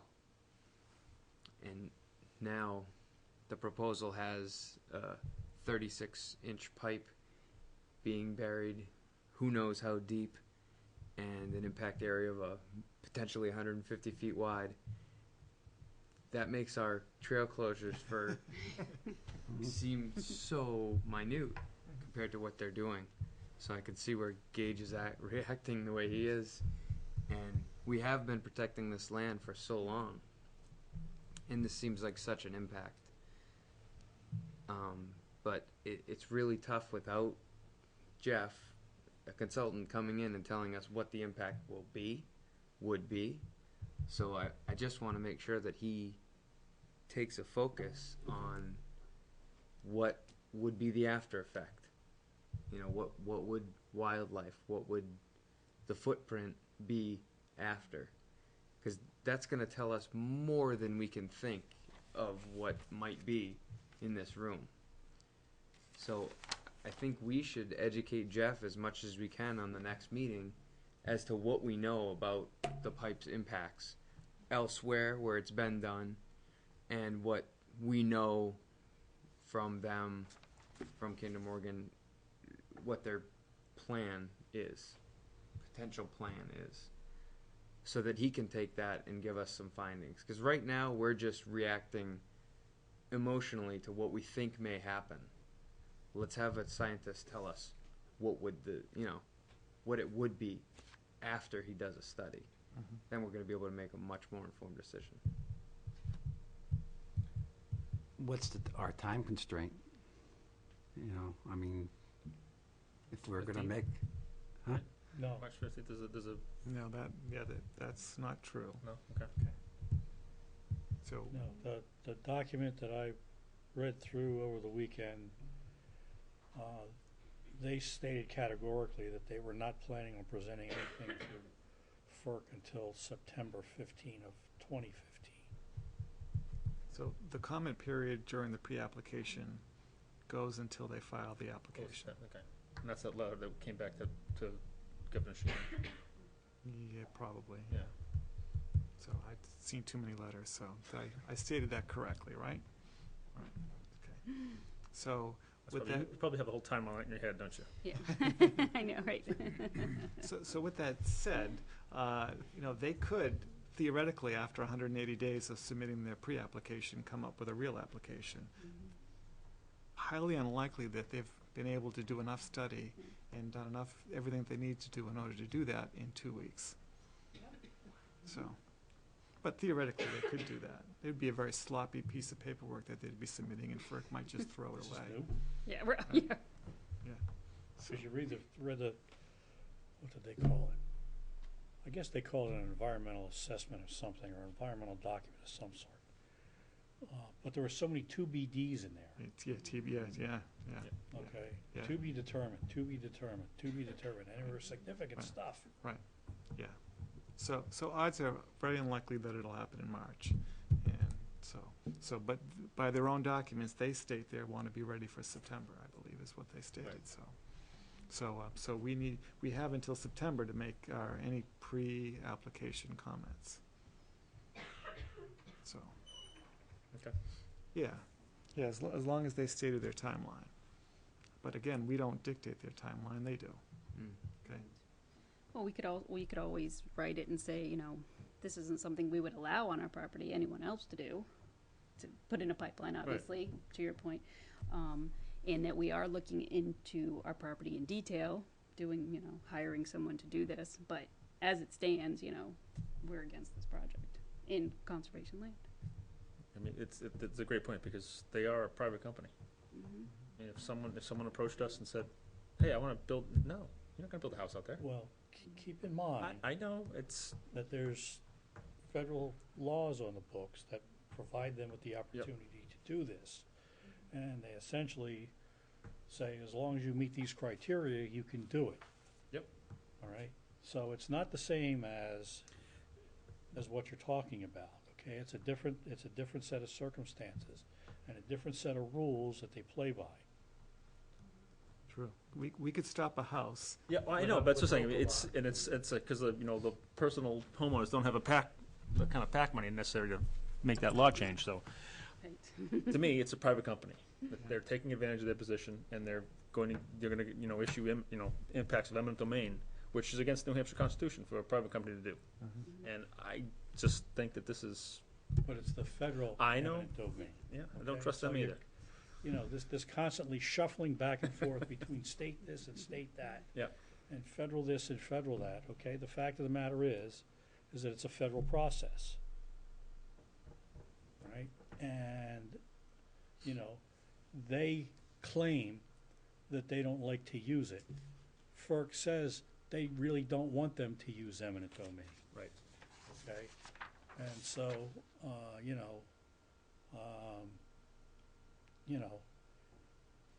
let's, as you said, stick with what we got on the properties Right. we own. Oh, yeah, absolutely. That's the biggest thing. These are conservation lands. They're protected properties in some instances. They're ecologically sensitive. All of those issues play right into the NEPA process and the NEPA requirements for this whole thing. And that's what's going to stop this thing dead in its tracks. Okay? Is if there's sufficient information in there that they cannot comply or produce something that meets these criteria. all right? They almost tried to jam 93 through until the Conservation Law Foundation and several other people took them to court about what they had developed in terms of their environmental impact statements. Now, it didn't stop the project. Okay, but it put significant restrictions on what they could do and when they could do it and how they could do it. So, you know, they do pay attention to that stuff. Right. And they've even admitted themselves the reason they're here is because they couldn't overcome them in Massachusetts. Because the laws down there are much different and much more definitive than they are up here. So, So, I guess, for the record, I certainly agree with you. These are conservation properties. A pipeline is completely adverse to why we have these properties, and therefore I would not support any pipeline on any of these properties that we charge to manage. But if FERC decides that there's a public necessity and convenience and issues the permit, then we have to deal with how we're going to deal with that, and that's why we have Jeff, and we have with what we have. So back to handling these in one piece at a time. Does the commission want to provide input to FERC as to our position and any other things that we might want to let them know at this point? And what I mean by that is I think I kind of go with the adage, you know, keep your friends close, keep your enemies closer. So I certainly want to make sure that we're part of the process. I don't want us to be standoffish. I think we need to cooperate. Doesn't necessarily mean that we have to do everything to the level that they want it, but I think we need to be in there. I like the idea that the council took, looking to get collections of the reports being generated so we can validate they're true. I certainly want to make sure that we are part of that whole process. I think as the managers of these parcels, we are stakeholders, and we should let FERC know that we're a stakeholder and consider ourselves a stakeholder in this process, and that we want to be engaged. I suspect when the time comes that we may want to be our interveners, our own, or ourselves. We can talk and discuss that at that point. Not necessary right now. As you know from attending the other meetings that we've had that I'll touch on later tonight, you know, we've talked about the intervener process a little bit and what that means. So I would propose that we let FERC understand our position on the pipeline in regards to our properties, and that we let them know that we want to be stakeholders, that we intend to participate and be active members throughout the entire process, and that we ask them specifically that we'd like a scoping meeting here in Merrimack, and state that as a commission. So that's what I'd like to propose doing. I'd like to put some language together and have us vote on that at our next meeting, and have it available before Kinder Morgan comes on the 26th. Have that submitted to FERC so they're aware of our position. And then when Kinder Morgan comes on the 26th, I'd like to suggest that we have the opportunity to share a few minutes of that meeting and present to them our concerns and our thoughts. So we put it right out there that says we don't agree with the pipeline on our properties, but if it's going to happen, because FERC says it's going to be, we're going to be active participants. So, make sense? Yep. sounds good. Right? Did I skip or miss anything that you might want? Did I skip or anything that I wanted?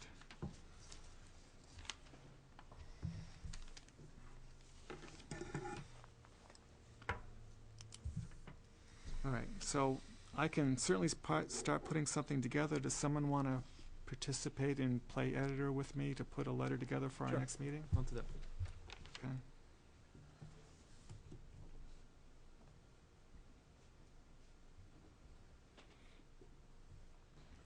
All right. So that's the FERC side of it, all right? So next thing to knock off the list, the survey letter. Did you all get a chance to read the draft? The same draft that came out in the last meeting. I did today, if you had a chance to see your email, I did provide you an updated version of the draft. Eileen provided me a copy of that, which lists the parcels and all of that. Any thoughts on the survey document? Do you want to get involved with that? Do you want to support the initial as it is to the town council? You know, what are your thoughts? I like the letter. Initially, I had a couple things that I think that maybe we just wanna look at, but, it's up in the, trying to see if I can pull it up now. I didn't bring a copy of it. But, I think it's a good idea. It was a good approach. You know, cause, and that was, one of the things that over in Milford they told us about was, specifically listing, you know, because sometimes they wanna go in there and perk test and, you know, do some actual Yeah, we land. put some Right. decent restrictions on what we were willing to allow them to do, and besides the fact that we wanted our own people on the ground with them anytime they entered our property. So that was, yeah, I had a question about that. Who's that gonna be? Yeah, I heard my name. And I Well, wasn't no, but you mean, you know, it's like, you know, I mean, sure, I mean, I'd love to be there, but, Oh, here it is. okay, so guys, you can't be there until 5. Yeah. exactly. So, Are we doing this on the weekends? Well, Yeah. Daylight savings time starts in a couple of weeks, next week, so, Yeah. you know, that's a little less of an issue, but I don't know, okay? Because they haven't asked us yet, Right. for one, but I think, you know, it's something that you need to keep in mind, is that at some point, you know, we're gonna have to, you know, maybe it's even Jeff, I don't know. Say, so, I'm not exactly sure. Yeah, so I don't have a good feel, and I did watch the meeting live. The nice part about watching it at home is I got to watch it and be comfortable and just kind of see what happens. So I probably should have been drinking when I was watching it. I know, right? Get to make more I was gonna comments. ask if you were taking advantage of a brew, but But especially when I heard my name repeatedly, it really made me Yes, think I putting your should- body in front of But something, right, yeah, exactly. in front of the bulldozer. Like Don says, Tim's a small guy. I don't think he could stop I him. know, right, I know. That was cute. I like that. I'd like I'll to back think you that up. I'd I'll like be to there think I with could you. defend myself, though. Yeah, I know, right, that's right. I know. well, So I did grow up with 5 brothers. You know, I Oh, understand wow. what that's Yeah. about. So RPGs can be available. Okay. the thing is I know that property like the back of my hand. So That's that's the good thing. So, but I'm wondering if the survey letter stops at this point, or is this just point A? They cast their shot over the bow. We're going to respond. That's the At the stuff, end, it's I probably made gonna- that comment the other night, Yeah. okay? If you think this is the final version, Yeah. think again, because this is gonna be, they're gonna go back and forth. Yeah. And some of it just is gonna be pro forma back and forth, just because they'll think they need to go back and forth, just to say, hey, they can't push us around. Yeah, I hope they don't use it as an excuse and say, well, Merrimack wouldn't let us on the property, so therefore we think it just needs to be here, and then try to deal with that during scoping meetings or whatever, but we'll see. But, I didn't No, see no, any we time. were being very reasonable yeah, with the whole issue. I don't, you know, they take that tact at their own peril, right, okay? you would think. There's no Yeah. dates on Yeah. So they haven't, there's no dates around it yet. No, there's no dates yet as to when. Or when it will terminate. Yeah. So in general, do we support the council's action with the initial reply or response to the survey? I like it. I thought it was, you know, it was not inviting, but it was like, yes, obviously you're gonna be able to come on and take, you know, take your surveys, but there's restrictions. And I think it's reasonable. Yeah, we're trying to perfect our Right. position as a stakeholder and as a future intervener in this process. Right. And as we said the other night, one of the ways that we can do that is by saying, hey, conditionally, we'll let you come on the property and do things. And part of those conditions are that you notify us and you allow us to have somebody with you, and you don't engage in certain activities, and, you know, and you also provide us with whatever you find. Yeah. You know, what your reports are. Right. So that we can compare those against what, we have the dueling consultant Mhm. thing going on here. Okay, so that we can take a look at it. It's better that than be surprised. You know? Well, yeah, but if you go in and you try and get intervener status after you haven't participated, really? Yeah. On what basis? Okay. Now, do they have to publicize the meeting? Which with us? meeting? The one that is going to be this month? I'm just wondering, because I've been watching the FERC filings, and I haven't seen anything. You know, like they had to publicize the open houses. It's not their meeting. So they don't have to, FERC doesn't have any responsibility to post anything. Oh, no, I'm sorry. I meant Kinder Morgan posting it with FERC. You know, I mean, I get the file, like they did the open houses. I'm sure that, You know, just because I haven't seen it, and not say that. I would be worried about signing anything, giving them permission until we know for sure that meeting is actually going to happen. Since it took how long just to get the meeting, you know, verbal, and Well, they've committed to do something similar in Amherst Oh, a few okay, days okay. before ours. I yeah, believe. and apparently there's a whole string of And them. then they're also going to do another town before, actually the same night, but before us as well. okay. So I suspect, unless there's an act of nature or something, or God, or whatever you want, that they're going to show. That they're going to do it. Okay. Yeah. I just remember I saw the open houses. You know that they Yeah. had to say, and if they changed it, they had There to is file the it strong with FERC. possibility of spring flooding. That's true. Yeah, right. That's right. Yeah, if we get a lot of rain, then That's it. Drop- Try to cross the Merrimack right now. Yeah, right. The bridge is out. yeah, right. We'll be in a canoes. I wonder what that would have done to your pipeline if it was underneath it, too. Yeah, right. Well, that's another story. Exactly. Right. Yeah. Right. Just cracking yourself up tonight, aren't you? He's still thinking about being Horse Hill when Where do you, running around. if that goes forward, where do you see that operation? I can't. That's amazing. Oh, that would be amazing to see, but the impacts on both sides of the river, that's something I want to talk to them about, is wetland impacts and how they're going to deal with them, and Right. what can we mitigate with. But, all right, so with the survey, we're okay the way it is? Do you want us to have Tom report back that we're in agreement with the letter as it's stated?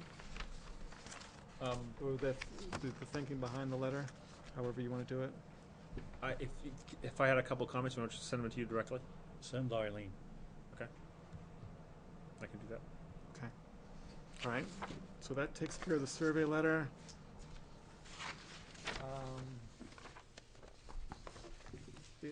The last thing that was requested of the town was to provide information about within a quarter mile and a half mile related to all kinds of stuff.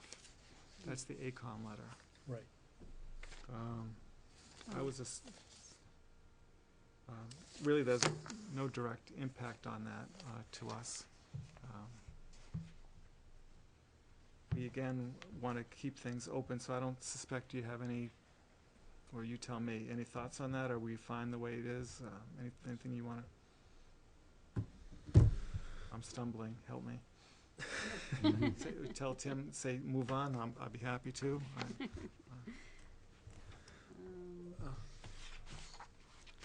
Go ahead, Gage. No, no.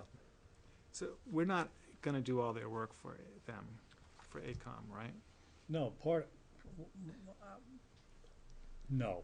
Yeah. You know, part of the reason they're asking for this stuff is so they got something to compare to when they do their own work, okay? And so that there's something to take a look at and say, oh, they're claiming this. So then they're gonna go out and they're gonna look for that and make their own assessment as to what it constitutes. So that's kind of why I was of the impression that we should just give them the master plan and the ecological assessment that we did 10 years ago. Say, here, this is what we know about. Go out in the field and go find it. Because I mean, there's so much of that data already done. Yeah. You know, the Heritage Bureau's got, you know, it keeps up their rare species, and they have access to that. Right. So I mean, this is not going to be it's not a secret. Yeah, and they're just they're just trying to avoid surprises on their part. Yep. When they're doing that, and then, and so that somebody doesn't come along, an entity or a property owner or a town or whatever doesn't come along and pull a rabbit out of a hat at the last minute and say, "Ah, here's a gotcha." Can we do that? No, sorry. As long as it's federally protected rabbit. Exactly, right, yeah. I'm sure there'd be a Where's little. bugs I'm when you sure need there'd be a bugs? little of that on both sides. Yeah, that's true. Okay. Given the nature of the process, you don't always lay all your cards on the table. But Yeah. Yeah, because, I'm frankly not of the opinion that I want to tell them where we found every turtle that's out there. mm-mm. Okay. Yeah, I mean, we've been cautioned about that. Yeah. You know, actively by currently, we've been cautioned about don't, when you find these rare species, don't tell anybody, because people go and take them. Yeah. And they end up on eBay and end up Exactly. on the black market, and it's like, Or in private collections. yeah, or right. Well, whatever. that's what I'm saying is people go and they pilfer them. So it's or poach, I guess is the correct term for animals. But they're having the same problem with plant species. Right. They don't want to identify those either. So Yeah, just Yeah, ask the guys on Mount Washington. All right. So with ACOM, we're just following suit then. We'll give them the basic information, which the letter says, it's not going to be complete. All right. So anything else you want to take up in regards to the pipeline tonight? It's been a long discussion as it is. All right. So the Kinder Morgan meeting is the 26th. 26th, 8 at the o'clock. Upper Elementary School at 8 o'clock. We have the 8 to 10 slot. Yes, All right. And that's right over here, right? yes. Yeah, that's where the town meeting is for the school district on Wednesday, and the town the Wednesday Deliberative after. session. Yeah, deliberative session. Confusion because Nancy said the Master Cola Middle School. Yeah. So some people heard middle school and they think it's up at the middle school. Ah. So she said Master Cola, it's JMU's. Yeah, right. So that's the Upper Elementary School. Okay. Then I will say this item is done. We have some other business. If you wanted to make a comment in regards to the pipeline to the commission, you're welcome to do that now, or you can wait another 20 minutes till we get to public comment. Don't know how late you want to sit here, if anyone. Just figured I'd give you that opportunity. and I know we're entertaining, but If I could. Yeah, I don't mind. I do ask you to sign so our minutes taker gets your name right.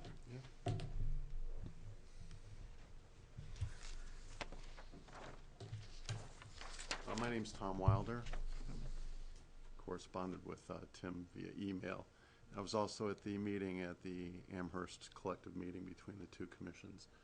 I just, as Tom alluded to, that this pipeline is going to take many different forms if it comes through. And I just wanted to make sure that you're aware of what the selectmen in Amherst just stated in their last meeting.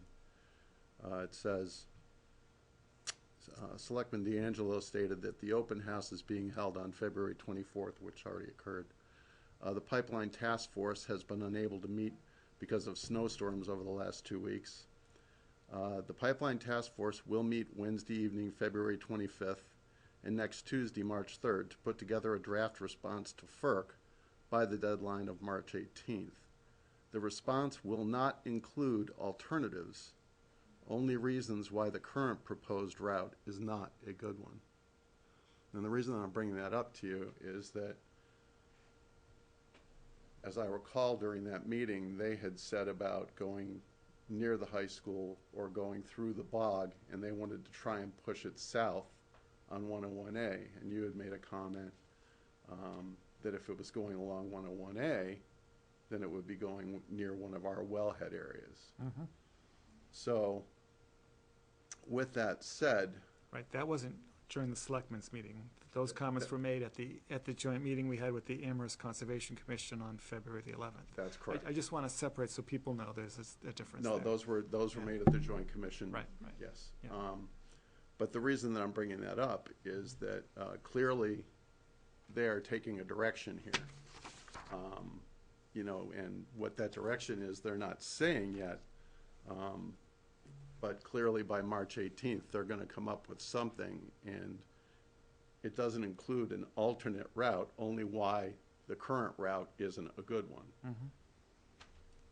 So by saying that, they're trying to push Kinder Morgan into another route. And I just wanted you to be aware that that could be the 101A route that, Yeah. When you said that you were against that,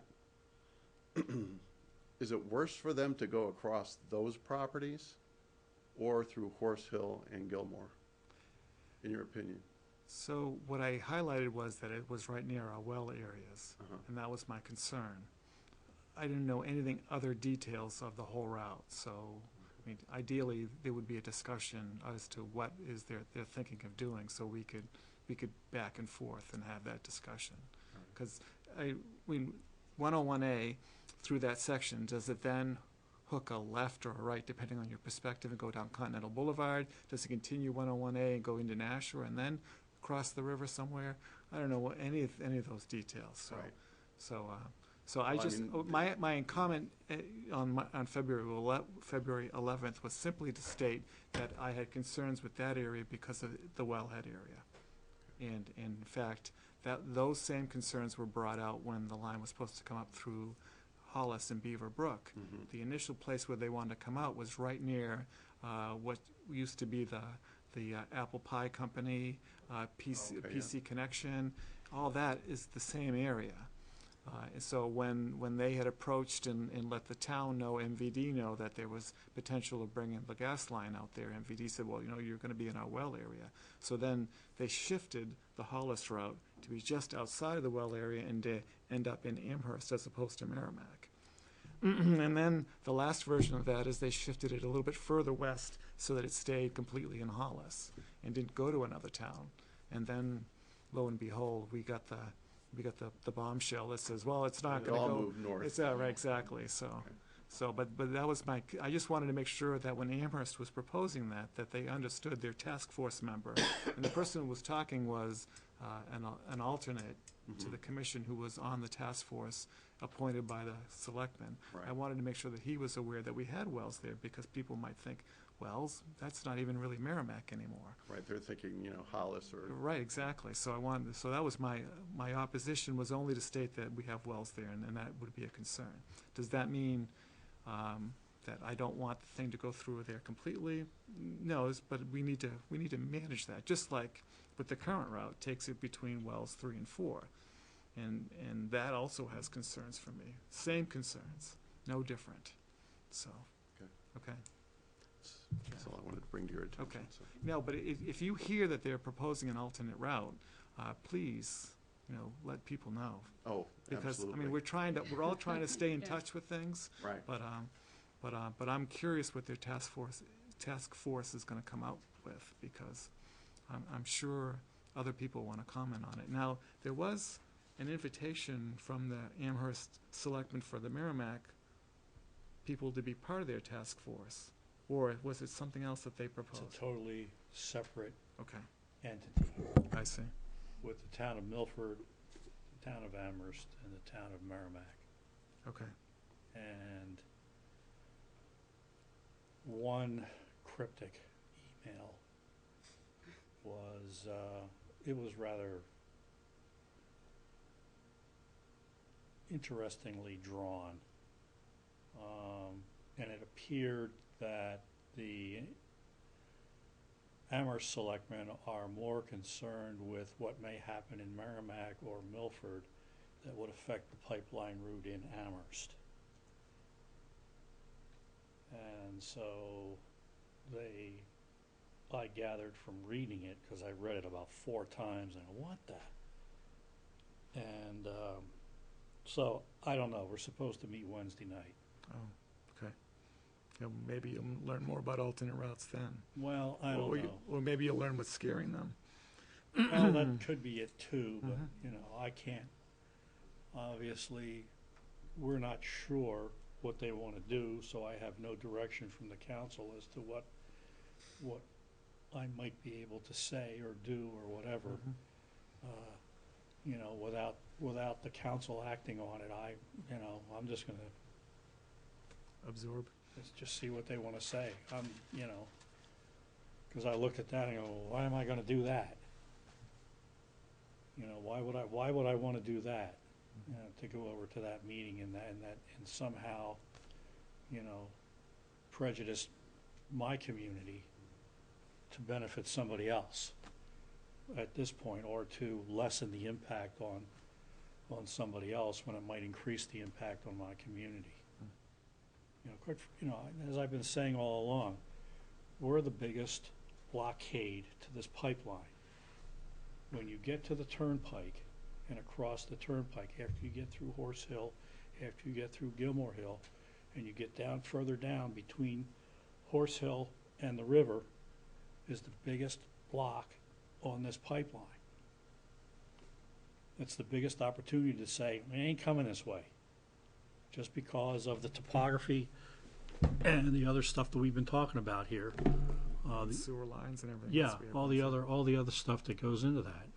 You know, we had a meeting with Pennachuck about the properties along Continental Boulevard, which started that whole discussion.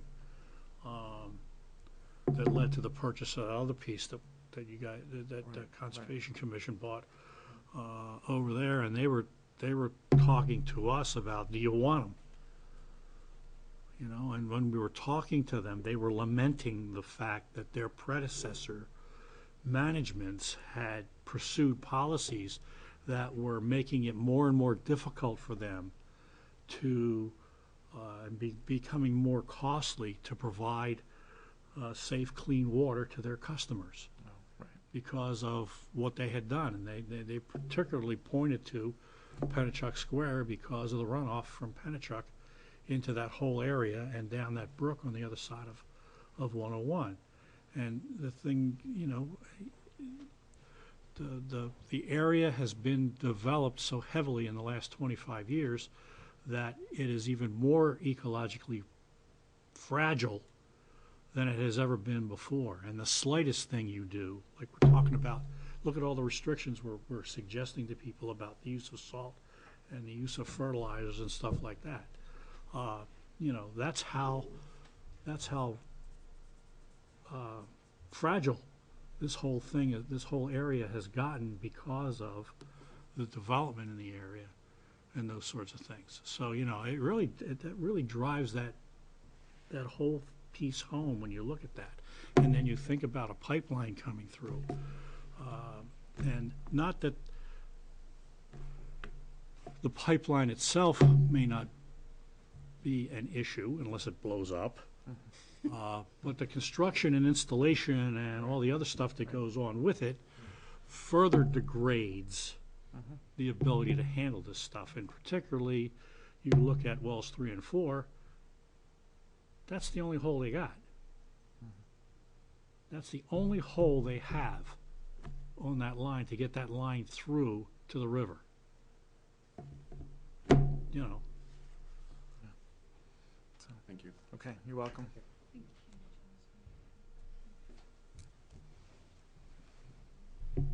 Figure we're on a roll. I'll make it quick. Yeah. Jody Valancourt, I live on Greenleaf Street.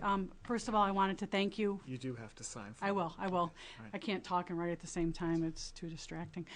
Thank you very much for all the time that you're devoting to the pipeline project, and I'm really, really pleased with all the work that you've put into the impact study. And to Gage's point about the installation, I don't know if any of you, I know I've been sending videos and all kinds of information to everyone. If people don't understand what the installation of this pipe entails physically to the landscaping, go online and check out a video. It's huge. So that's a very good point, Gage, and I'm really glad you made it. I have another position of support. I wanted to, Tom Mahan understands this process perfectly. He understands the legalities. Again, we're kind of prisoners to the federal government on this, and he's absolutely right. However, there's nothing that prevents this commission from taking a formal stand saying that pipelines, natural gas pipelines, don't belong in our conservation area. So I'm very appreciative that you all seem to be in agreement on that position. And I also support your wanting to participate and work with this survey, the survey, allowing them to survey. I understand that, and I don't necessarily disagree with that at all. So thank you, and I support you there. Timeline. I think there's a lot of information about, so when can we stop commenting? When are the comments no longer considered? When are they filing for their final report? Do you notice a common theme here? Nobody seems to be able to find this information because it's not out there. It's not published. It's not presented in writing. Everybody's guessing. The March 18th deadline came up because normally after the pre-filing period starts, you have 6 months to make comments. So we were just backdated 6 months. It came up to March 18th. So now we're told, because Kinder Morgan writes to FERC and says, we have no idea where that March 18th date came from. We're not going to stop listening to comments. And again, Kinder Morgan is controlling all of this. Make no mistake, they're the ones that are laying out this timeline, not the federal government. So now they're saying that they're going to hopefully file an application by September 2015. Well, if we have this environmental impact study and it's the final version isn't presented to us until August, and we don't do anything until August, and then when in September are they going to file the application? You see where I'm going with this. There's not a whole lot of time. So I think, possibly we have more time, hopefully, than we originally anticipated, but I don't think we should take it for granted that we've got oodles and oodles of time, and I think you're all being very prudent in acting on this now and moving it along as quickly as possible. And I love the idea about giving them information that we have currently now, speaking to them instead of being silent and saying we are updating it. So I think that's great too.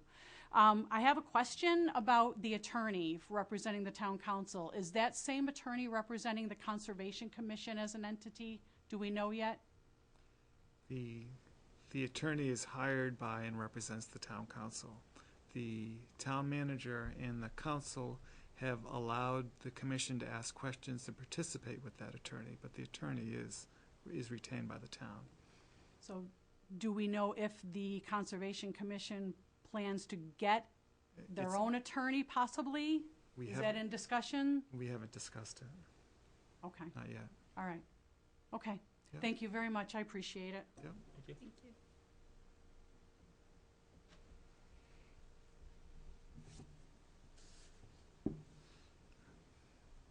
Anyone else? Okay. All right. So no new business, other business. Beaver management water control activities. What are we doing with that, Gage? Are we looking at a final report soon?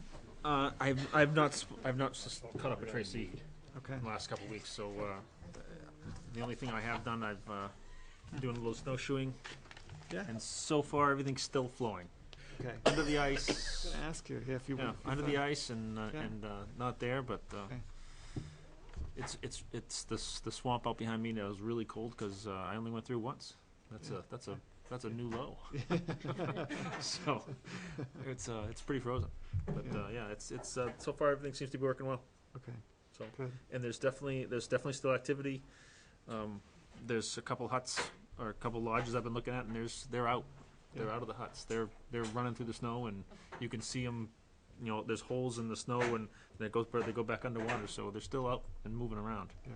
which is kind of interesting. Cool. Yeah. Didn't realize they did that. So You got to be careful walking around those lodges yeah, because there can be open water, thin ice. yeah. Yeah. As I said, I only went through once this year. This is good. I wonder why my kids don't want to go for a walk with me.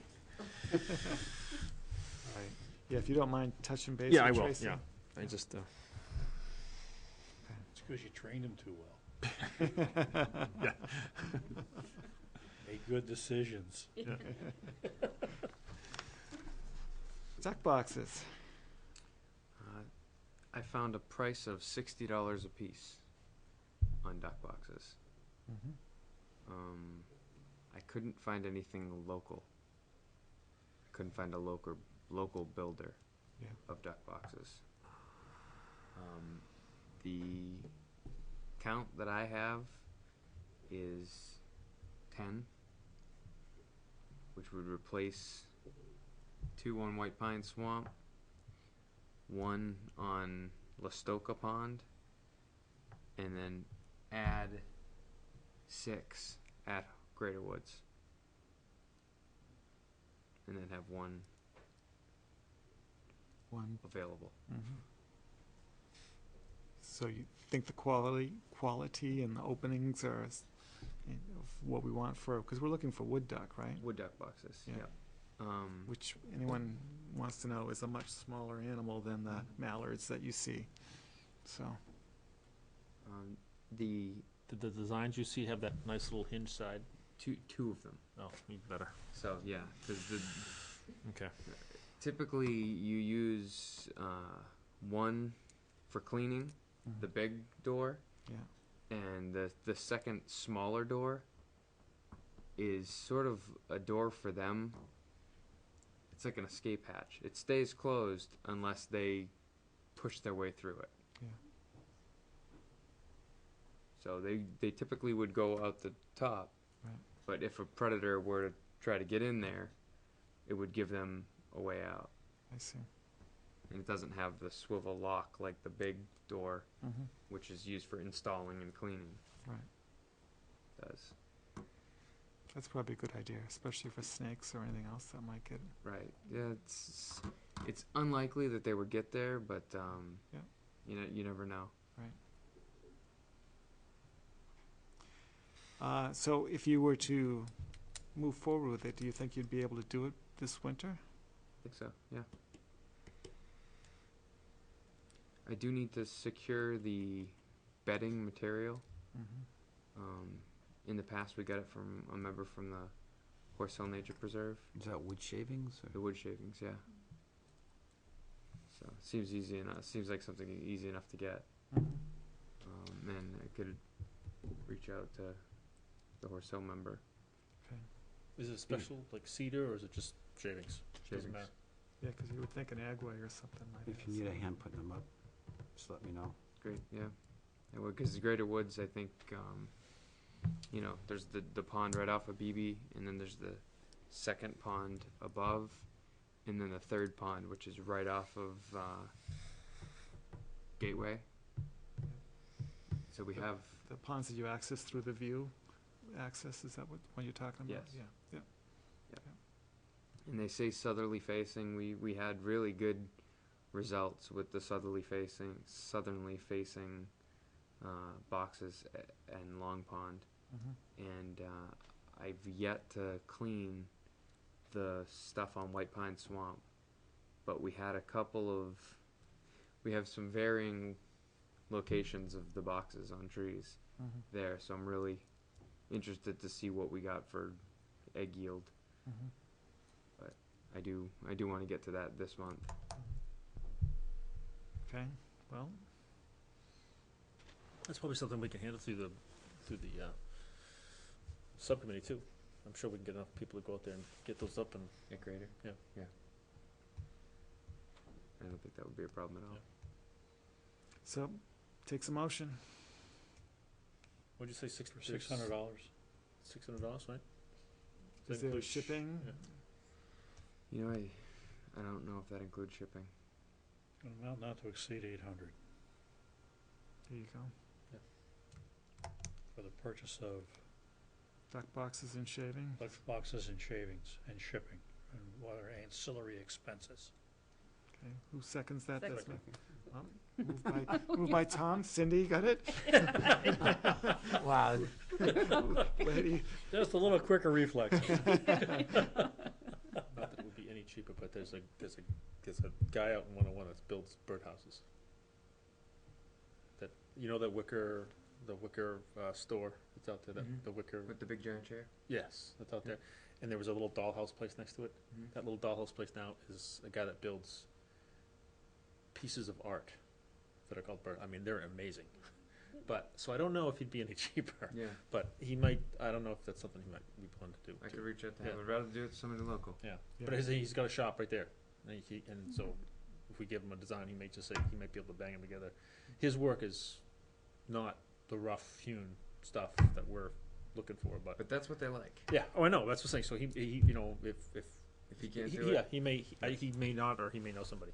yeah, the one that I found has the screen for them to, Yeah. the babies to climb up and down. It's the good design with the escape hatch and everything. So I think if he can recreate that, fantastic. I'd rather go local and have it done this month, but these things ship in like 3 days. Yeah, okay. Real fair. If he says no, I'll have him in 3 days, and Yep. maybe we could do it this weekend. Okay. So that's moved by Tom, seconded by Cindy. All those in favor signify by saying aye. Aye. So that passes 6-0-0. Great. Right, cool. Thank you. Yep. All right, moving down the list, we got a donation from 3C Race Productions. They did another race this year. Altogether, this is their flyer, and $318 came. I was told it was their largest number of participants. I think it was. I think that's what Newt said. So, but they were very happy with the results, and we certainly will take the money. The money's already been moved forward to the Horse Hill Fund. So I'd like to thank 3C Race Productions for doing all that work. They're local, and they do good other things. So I'm sure the commission does as well. So, all right. So that's that. A lot more snow to encourage the Yeah. snowshoe guys to go out. There you go. Yeah. They are something to watch. I watched it a couple of years ago. Yeah. Boy, they Oh, get man. moving. On snowshoes. Yeah. The course was a lot shorter this year Yeah. because I think they had a lot of snow to time. get through. Yeah.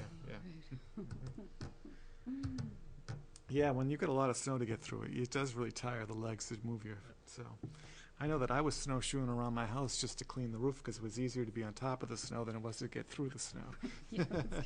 My grandson's watching me and he's waving to me, and I'm standing really high next to the windows because I'm on top of the snow. I got 8 feet of snow between my shed and the back wall. Yeah. When you shoveled off the roof over the bathroom, and what's falling off the side of the house? It's like 8 feet. Yeah. Told my wife, "That's it." I said, "What do you mean? We got to move the shed." Oh, right. Easier. Right. So I'm looking for a motion for an expense of $32.60.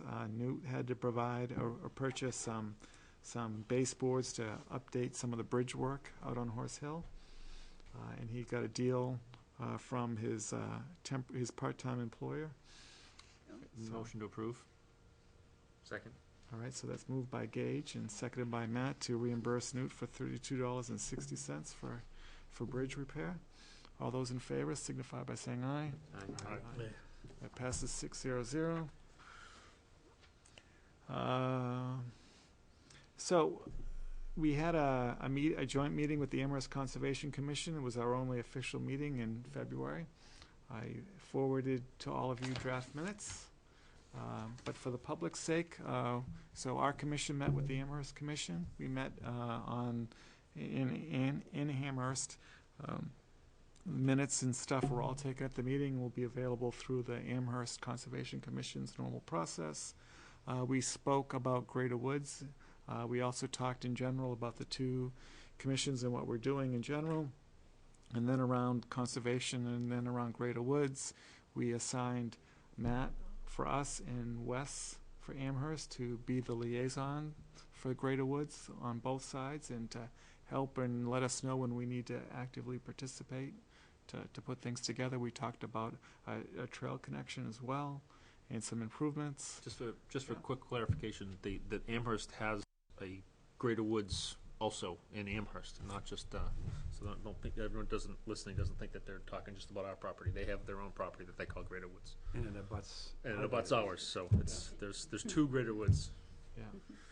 So we talked. There's 2 Phillips Exeters. Phillips Academy, rather. You're right. Phillips Yes. Academy. I knew where you're going. So we talked about the parking area. We talked briefly about the forestry operation that we were considering, and one of their members is going to look at the access for that in case we want to go forward with that. I brought up the fact that we want to close down part of South Greater Road. And then we moved on to a general discussion about the pipeline and what both communities were doing as of February the 11th and what the commissions were up to. We got an update on the Amherst Task Force from one of their alternate members. So, and that's kind of the gist of the meeting. So, and of course, the minutes will be available for anyone who wants to go view them. So, any other comments on the meeting? Did you mention there was pipeline discussion also? Yeah, I just did that. Yeah. So I thought it was a good meeting. It was nice to get the two groups together. They run things differently. They're jealous of the fact that we have someone who can do minutes for us. Yeah. So, and I am thankful that we can have someone do minutes for us. Yes. Very much appreciated. Because they have one of their members putting that together, and that's not a job I'd want. So, even though when I ran the Horse Hill Subcommittee once, it was either Deborah who did all those minutes, so I was thankful that someone else did them most of the time, so. But that's really all I had Not on for that. the faint of heart. Yeah. So the other thing is on February 23rd, we had a meeting, that was last week, a meeting in Milford that was sponsored by the New Hampshire Association of Conservation Commissions, where members of various commissions that are affected by the pipeline got together. We heard from Christoph from the Conservation Law Foundation, and I forget the gentleman's name, the wetland scientist who came. So we heard about legal aspects of the pipeline and what intervener means and what the process is about, and got some thoughts on it. The meeting was purely for information exchange. There were no decisions made at the meeting. There were no votes taken at the meeting. And it wasn't a meeting of the commission, it was a meeting of the association. The intent was to get all the communities, the commissions of the communities that wanted to participate up to a base level of knowledge. I provided all of you with a link to where you can find the presentations that were part of that, so you can have that basic information. And I forward that to you as well, so you have that too, in case you want to look at it, so, and share that information. Yeah. So. But just for being completely transparent, in case anyone's watching and was wondering, that's what that was about. So that's all I have for other business. Anyone now? Well, sorry, there are a few handouts. So got our latest copy. So if anyone's interested in talking supply lines, so this comes to us, let me know. It's DES. It's a DES thing. So if you want to look at it, you're welcome to borrow it. I ask that you return it because I personally have not had a chance to read it yet. So the New Hampshire Association of Conservation Commissions gave us a couple of extra copies of Forest Notes. It's celebrating 50 years of conservation commissions. Apparently we're somewhere mentioned in this. I grabbed 2 copies. Oh, I grabbed the one that comes to me normally. So if anyone wants to see them, I have one more. I get that at home. You do. Okay, I'll take the other. Okay. So if you're done with it, or when you're done with it, bring it back to the next meeting and we can share it. So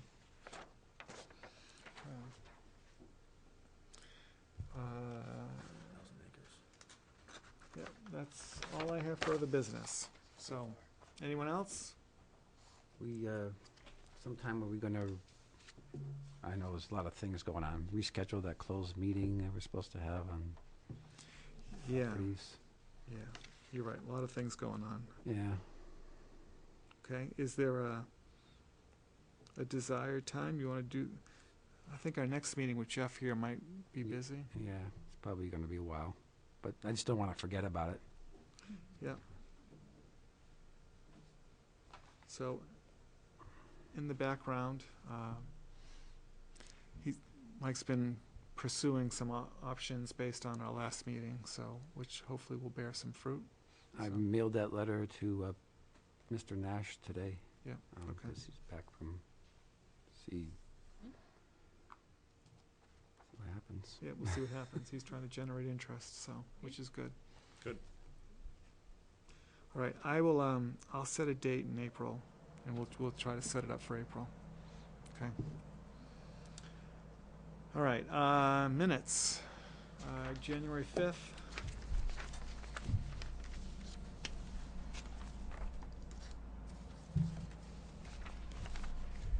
The lost month of the year.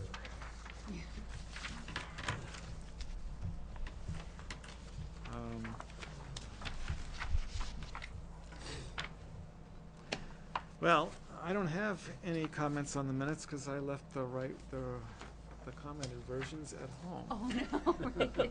No. Move the table. All right. That way- Since he's got corrections, no sense in banging our heads on that one. Yeah. All right, it was one of those days. Second.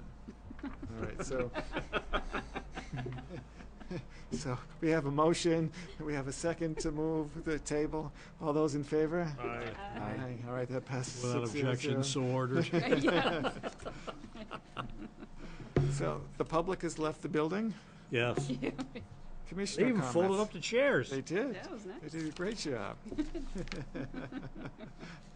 Tom, any commissioner comments? Yeah, Sorry, Don't we have two sets of minutes to do? we do. We do. We tabled both of them. Oh, okay. We'll have Oh, you three- left both of them. I left them Okay. all. We'll have three I just- sets of all right. I minutes. just Yeah, looked and I said, right, I 'cause know. normally I I'm put- sorry, Tom, go on. no, I was just, it occurred to me when Tim and I were going back and forth about how the town managed the purchase of Horse Hill. And at the time, there was some money in there that was available from the Society for the Preservation of New Hampshire Forests. And then, have we reached out to them in any way about this project? The pipeline? To them? No, I haven't done anything to them. So, Because the other one I thought it was the Timberland Owners Association. There might be another one. Well, Just to assess Yeah. what their, because I reached out to Conservation Law Foundation, and I said, you know, what are you guys doing with this? And he said, well, what the guy told me is they were going to approach it from the necessity part of it. Do we really need another pipeline to do this? yeah, that's a That- great that's angle. Okay. Yeah. So, and quite frankly, they're much more attuned and capable of handling that piece of it than we are. Mm-hmm. Okay? We got enough stuff on our plate. So they were figuring that guys like us were gonna take care of the environmental stuff. They were gonna take care of the economic pieces of this. Because everybody's, what do we need that for? We've already got another one south of there coming through Connecticut. Okay? That's gonna essentially do the same. If it's designed to assist the electrical grid pieces, then that's already in process. So why do we need this one? And, you know, so anyway, let them, so that's what the approach they're gonna take. But I thought since they were involved in this 18 years ago, what their take might be.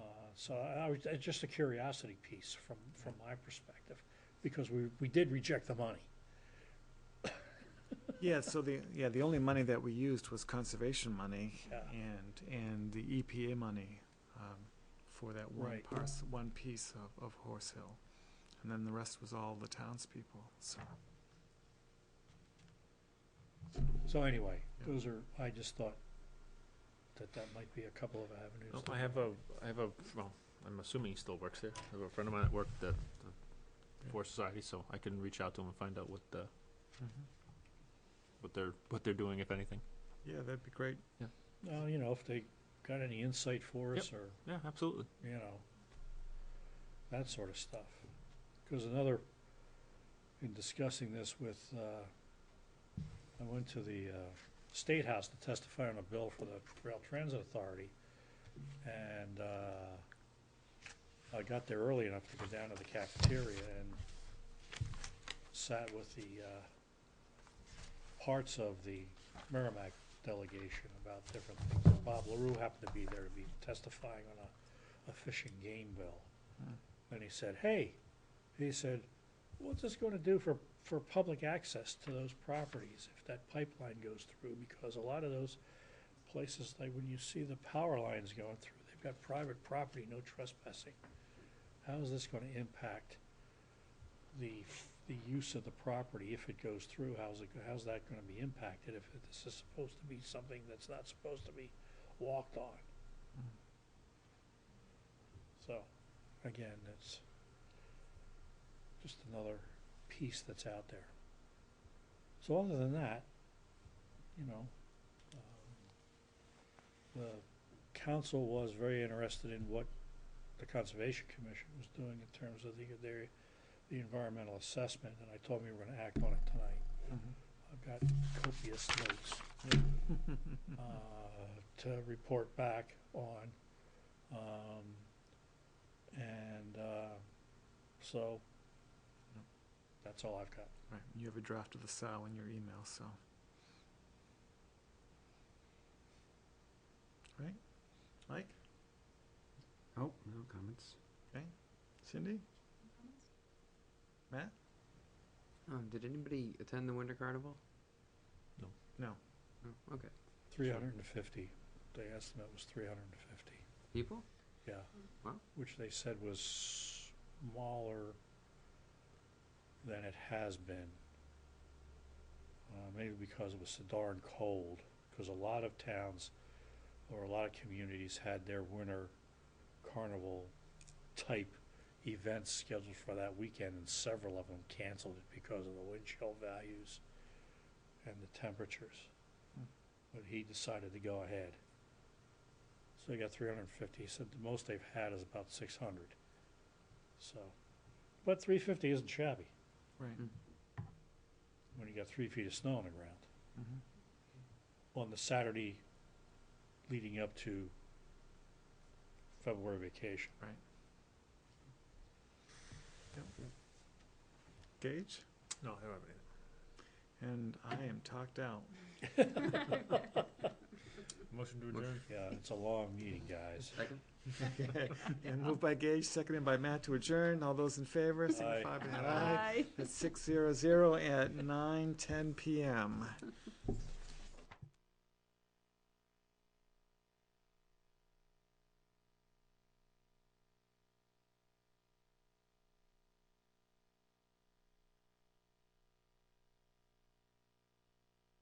One more department, but if the decision is a 10, that's fine with me. Dave is no, he doesn't want to do anymore, correct, Dave? Well, we made a vote. Yes, I you did. scheduled business We based didn't on that vote. We vote. took Yeah, a no, we didn't. consensus. No, I thought we voted.